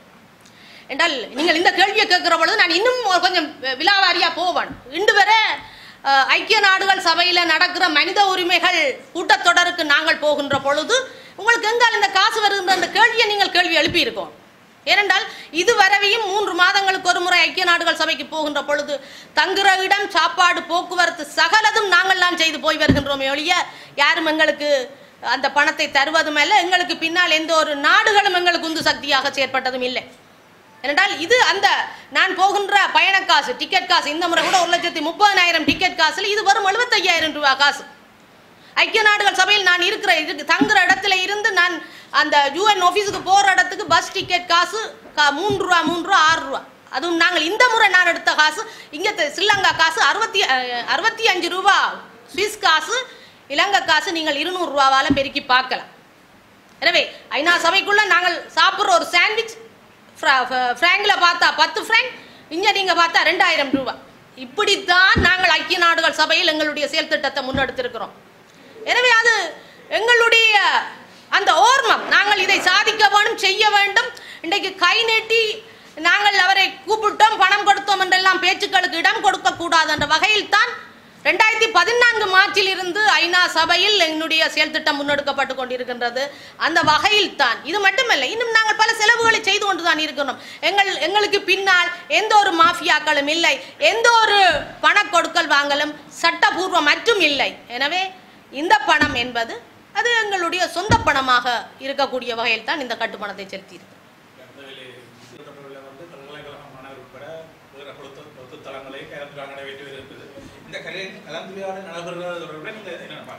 இல்லை, எனக்கு அது பற்றி தெரிந்திருக்கே இல்லை, என்னை அதை அழைக்கவும் இல்லை. நான் அன்று இரவு அடுத்த நாள் மதியம் 12 மணிக்கு முன்னர் கட்டுப்பணம் செலுத்த வேண்டும். நான் இரவு பஸ்ஸில் பிரயாணம் செய்து கொண்டிருக்கின்ற பொழுது இரவு 10 மணிக்குத்தான் என்னுடைய ஒரு நண்பர் எடுத்து சொன்னார், பல்கலைக்கழக மாணவர்கள் இன்ன கட்சிகளை கூப்பிட்டு கதைத்திருந்தார்கள், உங்களை அழைத்தார்களா என்று. நான் சொன்னேன், இரவு 10 மணி மட்டும் நான் பஸ்ஸுக்கு வரும் வரை என்னுடன் யாருமே தொடர்பு கொள்ளவில்லை என்ற வகையில். எனவே அவர்களுடைய அது எங்களை அழைத்தால் என்ன, அழைக்காவட்டியான ஒரு நல்ல முயற்சி, அதை நாங்கள் வரவேற்கின்றோம். மற்றும்படி அந்த கூட்டத்தில் என்ன நடந்தது, ஏது நடந்தது என்றது எல்லாம், ஏனென்றால் ஒரு பெண் ஒரு அரசியலுக்குள் நிற்பது என்பது ஆணாதிக்க சிந்தனைக்கு மிகவும் சவாலாக இருக்கின்ற விடயம். அது என்னுடைய 5 வருட அரசியல் வாழ்நாளில் நான் பார்த்திருக்கின்றேன். எனவே இந்த ஆணாதிக்க சிந்தனைக்குள் சிக்கப்பட்டிருக்கின்ற பல பக்கங்கள், அது சிவில் அமைப்புகளாக இருக்கலாம், பல பக்கங்களை கொண்ட எங்களுடைய வடக்கு சமூகமாக இருக்கட்டும், ஒரு பெண்ணாக ஒரு அரசியலுக்குள் நிற்பவரை அங்கீகரிப்பது என்பது அல்லது அவருடைய தலைமையை அல்லது ஒரு கட்சியாக அவர் உருவாகுவது என்பது அவர்களால் சகிக்க முடியாத ஒரு செயற்பாடாக இந்த சமூகத்தில் நான் பார்த்து வருகின்றேன். இல்லை, ஏற்கனவே நான் என்னுடைய நோக்கம் இங்கே கூறியிருக்கின்றேன். இன்று வரை பசிலையோ ராஜபக்சேயோ கோத்தபாயோவே நான் சந்தித்ததாக வரலாறு இல்லை. நான் அமைச்சராக இருந்த பொழுது கூட, ஆட்சியில் இருந்த பொழுது ஒரே ஒரு முறை யாழ் மாவட்ட அபிவிருத்தி குழு கூட்டத்தில் ரணில் அவர்களுடைய அந்த கூட்டத்தில் கலந்து கொண்டிருக்கின்றேனே ஒழிய இன்று வரை எந்த ஒரு அமைச்சரும் கலந்து கொண்ட கூட்டத்தில் நான் கலந்து கொண்டிருக்கவில்லை. எனவே இவ்வாறான வதந்திகள் தொடர்பாக நாங்கள் என்னென்றால் இந்த அரசியல் இந்த ஜனாதிபதி தேர்தலில் களமிறங்கும் பொழுது எங்களுக்கு தெரியும் ஊடகங்கள் எங்களுக்கு எதிராக பல நிகழ்ச்சி நிரலுக்கு பின்னால் இருந்து கொண்டு பலவற்றை எழுதுவதற்கு தயாராக இருக்கின்றார்கள் என்றும் எங்களுக்கு தெரியும். ஒரு சில எங்களுடன் உண்மையான நிலைப்பாட்டை தெரிந்து கொண்ட ஊடகங்கள் இருக்கின்றபடியால் தான் நாங்கள் இன்றைக்கும் தொடர்ந்தும் அரசியலுக்குள் நின்று இவ்வாறு பேசிக் கொண்டிருக்கிறோம். பல விமர்சனங்கள் வரும் என்றெல்லாம் தெரியும். இது ஒரு கத்தி முனையில் நடக்கின்ற போராட்டம் என்றும் தெரிந்து கொண்டுதான் நாங்கள் இதற்குள் இறங்கி இருக்கின்றோம். எனவே இந்த பெசில் ராஜபக்சவை அனந்தி சந்தித்தார் என்ற கூற்று கூறியவர்கள் இதனை ஆதாரமாக நிரூபிக்க வேண்டும். தர்க்க ரீதியாக விவாதத்தை கொண்டு செல்வதுதான் எங்களுக்கு பொருத்தமானதாக இருக்கும். இதை விட இதில் ஒரு விஷயம் சொல்ல வேண்டும். இந்த கேள்வியை போல ஒரு மிகவும் மோசமான கேள்வி 2010 லண்டன்ல ஒரு தொலைக்காட்சியிலே கேட்டார். அவர் இப்பொழுது கூட என்ன கண்டால் அடிக்கடி வருத்தம் தெரிவிப்பார். உங்களுக்கு 70,000 இருந்து வந்தேன். அந்த நேரத்தில் பாராளுமன்ற உறுப்பினர்களுக்கு 54,000 ரூபாய் சம்பளம். ஒருத்தர் நீங்க ஒரு 20,000 ரூபாய் சம்பளம் 40,000 ரூபாய் அல்லது 2 லட்சம் ரூபாய் 1 லட்சம் ரூபாய் பைக் எடுத்தா நீங்க என்ன களவெடுத்து வந்தா கேட்க முடியும். நீங்க லீசா கட்டுவீங்க அதை கட்டுவீங்க. ஆகவே ஒரு 5 லட்சம் 10 லட்சம் கட்டுறா அங்கே இருந்து கேட்கலாம். 75,000 ரூபாய் காசு இன்றைக்கு நீங்கள் ஒரு 2 வீலர் எடுப்பீங்களோ இல்ல. அவை அந்த காசை பற்றி கேள்வி எழுப்புவது என்பது ஒரு நாகரிகம் ஆகாது. கேள்வியில நீங்க எழுப்புங்க, அதுக்கு எங்களுக்கு பிரச்சனை இல்லை. பசில் ராஜபக்சவை 2011ஆம் ஆண்டுக்கு பிறகு அந்த 34 வைத்தியர்களுக்கு வடக்கிலே கொடுக்க வேண்டும் என்று சந்தித்த பிறகு இன்று வரை நான் சந்திக்கவில்லை. கோத்தபாயவை வாழ்க்கையிலே ஒரு நாளும் சந்திக்கவில்லை. அன்றுதான் கிட்ட வச்சு பார்த்தேன். மஹிந்த ராஜபக்சவை 2010 ஆனந்த் சங்கரி ஐயா அவர்கள், அதே போல திரு சித்தார்த்தன் அவர்கள், திரு டக்ளஸ் தேவானந்தா போன்ற ஒரு தூதுக்குழுவாக சென்று சந்தித்த பொழுது அந்த பேச்சுவார்த்தையிலே எனக்கு அதிருப்தி ஏற்பட்டு சாப்பிட மறுத்த பொழுது மற்றவர்கள் சாப்பிட்டு கொண்டிருந்தார்கள். திரு மஹிந்த ராஜபக்சவுடன் சொன்னார், சிவாஜி இன்றைக்கு பிரபாகரனுடைய பர்த்டே அதான் சாப்பாடு தாரம் சாப்பிடுங்க. எங்களுடைய விழுந்து சிலர் சுவையாக இருக்கட்டு சாப்பிட்டார்கள். இறைச்சி கறியில் நான் அன்றைக்கு என்னுடைய தந்தையாருடைய நினைவினால் காலையில் நான் சாப்பிட்டேன். சரியான பசி பக்கத்தில் இருக்க எனக்கு மன போராட்டமாக இருந்தது. பிறகு ஊடகங்கள் சொல்லியது ஆதரவான கட்சிகள் சந்தித்து என்று சொன்னோன்னு நான் சொன்னேன். கருத்தை சேட்டு போட்டுருந்தேன். உடனே திருப்பி டக்ளஸ் தேவானந்தா அவர்களை மைந்த கேட்டாராம். என்ன ஒரு கரும்புலியை கூட்டிட்டு வந்திருக்காங்க. சிவாஜிலிங்கம் வேண்டாம், உங்களுக்கு தெரியும் வேற. நீங்கள் எதிர்கட்சி தலைவராக இருந்தது, பிரதமராக இருந்தது, ஜனாதிபதியாக இருந்த பொழுது ஜனாதிபதி மாளிகையிலே வைத்து யார் ஜோசப் பர்ராயசிங் படுகொலையாளர் பேர்களை சொன்னவர் நான். அவே இது இதுல வந்து சும்மா இது கோத்தா பாசில் சரி அவ என்ன செய்ய போறோம். இப்ப நாங்க 2 பேரும் ஓமட்டிட்டோம். நாங்கள் அதுக்கு பிறகு சைத்துக்கு வாக்களிக்க போனோம். அவங்க அதுக்கு பிறகு என்ன போயிடும். அவர் ஆட்சிக்கு வந்தால் நான் ஒன்றை சொல்ல விரும்புகிறேன். கோத்தபாய வரலாம், சைத் வரலாம், அது எங்களுக்கு பிரச்சனை இல்லை. வந்தால் 10 தலை கொண்ட ராவணன் போல அவர் பலமாக வந்தாலும் தமிழினம் எதிர்கொள்ளும். நாங்கள் எதிர்கொண்டே நிச்சயமாக எங்களுடைய சர்வதேசத்தின் ஊடாக எங்களுடைய கோரிக்கைகளை வென்றெடுப்போம் என்பதை உறுதியாக நான் சொல்ல விரும்புகிறேன். நாங்கள் மடிந்தாலும் விழ எழுவோம் என்று எங்களுக்கு பின்னால் வருவதற்கு பலரை நாங்கள் ஆயத்தப்படுத்துகின்ற ஒரு களமாக சமரசம் மாதிரி எல்லாம் முடிந்து விட்டது இல்லாமல் இதை ஒரு வீரியம் மிக்க களமாக எங்களுடைய வேட்பு மனு அமைந்திருக்கின்றது என்பதை வரலாறு காட்டும். என்று செல்லாவிட்டாலும் எதிர்கால வரலாறு நிச்சயமாக சொல்லும் என்பதுதான் எங்களுடைய உறுதியான நம்பிக்கை. ஏனென்றால் பல கள்ளர்கள் சேர்ந்து இப்ப நேர்மையானவர்களுக்கு கள்ளர்களாக ஒரு சாயம் பூசுற நிலைமையை நாங்கள் பார்க்கக்கூடியது. அன்றைக்கு பல விடயம் இந்த நாங்கள் தேர்தலில் ஜனாதிபதி வேட்பாளராக களமுறங்கியவுடன் பலர் காசு வேண்டினார்கள். அன்றெல்லாம் பல காசு யார் காலங்காலமாக வாங்கி கொண்டிருக்கின்றார்களோ அவர்கள்லாம் சொல்கின்றார்கள் நாங்கள் காசை வாங்கி விட்டோம் என்று. எனவே இன்னும் நிலைமை இவ்வாறு பொய்யான பிரச்சாரங்களை ஊழல் மோசடிக்கு பேர் போனவர் கூட கடந்த கால தன்னுடைய வரலாறை தெரியாமல் எங்களிடம் பேசுகின்றார் நாங்கள் காசை வாங்கி விட்டோம் என்று. என்றால் வாங்கினால் அதனை நிரூபிக்க வேண்டும். வெளிப்படையான பேச்சுக்கு வாருங்கள். நாங்கள் மிகவும் தெளிவாக இருக்கின்றோம். எங்களுடைய முதுகில் புண்ணில்லை, காடு நுழைய எங்களுக்கு கடினம் இல்லை. எனவே ஒட்டுமொத்த கள்ளர்களும் சேர்ந்து நேர்மையானவர்களை கள்ளர்களாக மாற்ற சித்தரிப்பது என்பது இந்த நிலைமை இவ்வாறு நீடிக்கப்படுமாக இருந்தால் தொடர்ந்தும் அவர்களுடைய கடந்த கால சகல விடயங்களையும் நாங்கள் ஆய்வுக்குட்படுத்தி பகிரங்கமாக பேச வேண்டி வரும் என்று நாங்கள் திரு சிவஞானம் ஐயா அனந்தி சிவாஜிலிங்கம் அனந்தியும் காசு வேண்டார்கள்ன்றது தமிழ் மிரரிலே வந்தது 12:30 மணிக்கு தான் அந்த பேப்பர்லேயே பார்த்தேன். மனதுக்குள்ளே சிரிச்சு போட்டு வச்சார். ஐயா பற்றி கதைக்கணும்டா ஐயா தாங்க மாட்டார். ஒருவேளை தற்கொலை செய்கிற அளவுக்கு போக வேண்டி வரும். நான் அது அந்த அளவுக்கு போயே இல்லை. தேவைப்பட்டால் விவாதத்துக்கு அவர் வரட்டும். ஒரு சின்ன கதையை சொல்ல விரும்புகின்றேன். இந்த இந்திய இலங்கை ஒப்பந்தத்தின் பின் நியமிக்கப்பட்ட பொழுது இவருடைய பெயர் 3ஆவதாக புலிகளால் பிரேரிக்கப்பட்டிருந்தது. முதலாவது திரு பத்மநாதன் அவர்கள் பேரதிக அரசாங்க அதிபர், 2வது திரு அமரர் சிவானந்த சுந்தரம் இவருடைய பேர்.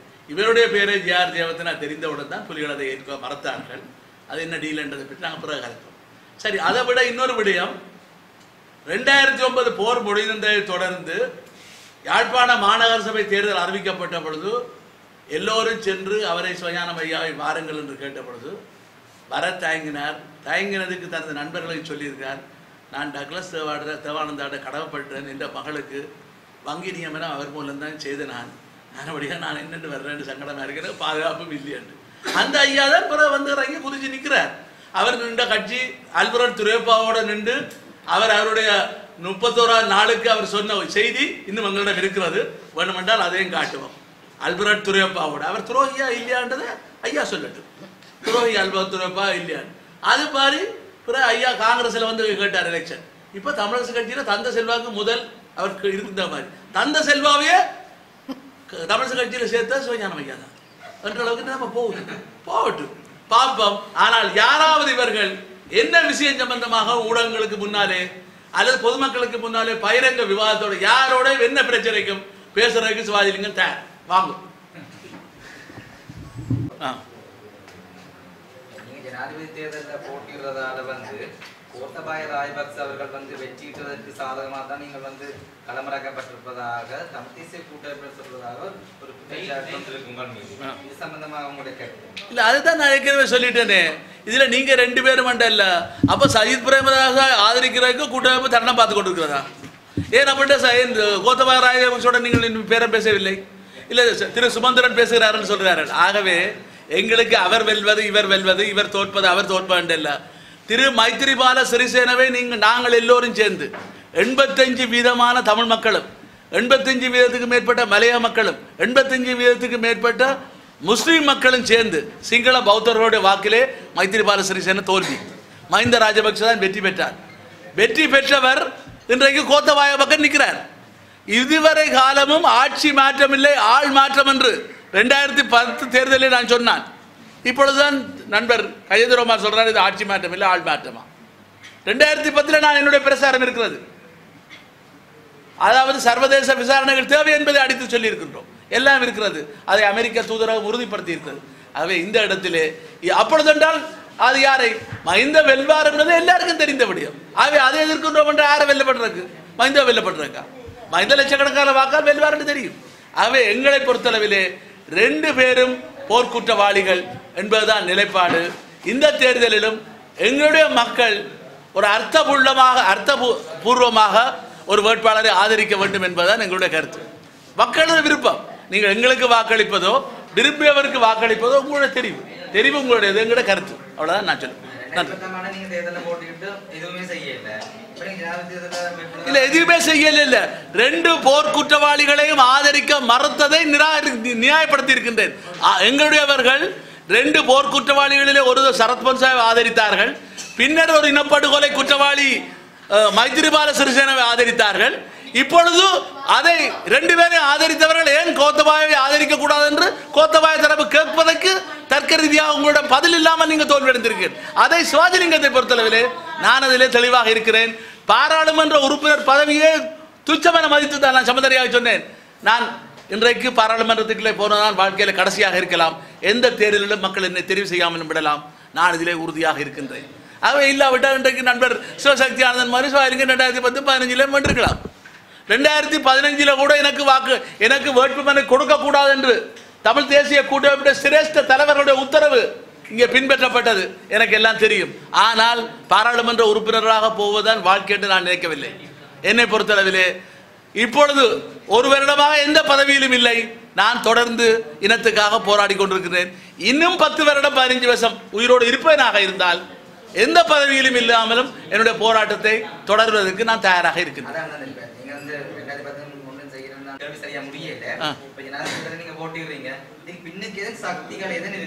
இல்ல அதான் ஒன்றுமில்லை. மற்ற இன்றைக்கு அலறதை பார்த்தாலே எங்களோட போட்டி இந்த கோரிக்கை நியாயமானது. என்ன சக்தி இருக்கு?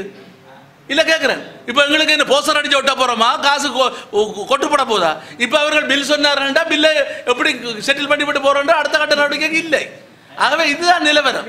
நான் முச்சக்கர வண்டியில் வந்திருக்கிறேன், பேருந்தில் வந்து இறங்குறேன். யாழ்ப்பாண நேற்று மயிலாடுதுறை போலீஸ் நிலையத்தில் என்னை முறைப்பாட்டு அழைத்த பொழுது பெண் கான்ஸ்டபிள்கள் உட்பட போலீஸ்காரர் ஆச்சரியம் அடைந்தார்கள்.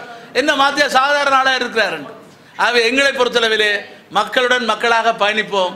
இவர்கள் சொல்பவர்கள் சொல்லி கேட்டும், ஒவ்வொரு ஊடகமும் தான் விரும்பியவருக்காக பிரச்சாரம் செய்யட்டும். மக்கள் இன்றைக்கு புத்திசாலித்தனமாக இருக்கிறார்கள், உரியதை புரிந்து கொள்வார்கள். கணிசமான ஆதரவை வழங்குவதன் மூலம் பல படிப்பினைகள் இந்த தேர்தலிலே படிப்பிக்கப்படும். இல்லை அவர்கள் அதை எங்களுடைய அழுத்தத்தை பாவித்து ஒரு சர்வதேச ஒரு நாட்டுக்கு ஒரு வாக்குறுதியை சொல்வார்களா இருந்தால் சிவாஜிலிங்கம் உடனடியாக விலகுவார். அதை நான் பகிரங்கமாக சொல்ல விரும்புகிறேன். ஆகவே எவரையும் வெல்ல வைக்கணும் இல்லை, விலகுவேன் என்பதை நான் மிகவும் உறுதியாக கூறிக்கொள்ள விரும்புகிறேன். சட்டப்படி விலக இயலாது, அங்கே வாக்குச்சீட்டில் பேர் வரும். ஆனால் நான் பேர் விலகிறேன் என்று அறிவித்த பிறகு பிரச்சாரம் செய்யாமல் விட்ட பிறகு ஒரு 50-100 பேர் போட்டான் இல்லை, போட மாட்டாங்க. ஆனபடியாக விலகிறதுக்கு தயாராக இருக்கின்ற என்ற செய்தி அது தனிப்பட்ட சிவாஜிலிங்கத்துடைய முடிவாக இருக்காது. பல்கலைக்கழக மாணவர்கள் அல்லது பொது அமைப்புகளுடைய ஒரு கோரிக்கையாக வைத்தால் அதை நான் செவிசாய்ப்பதற்கு எந்த நிமிஷமும் தயாராக இருக்கின்றேன். நன்றி, வணக்கம்.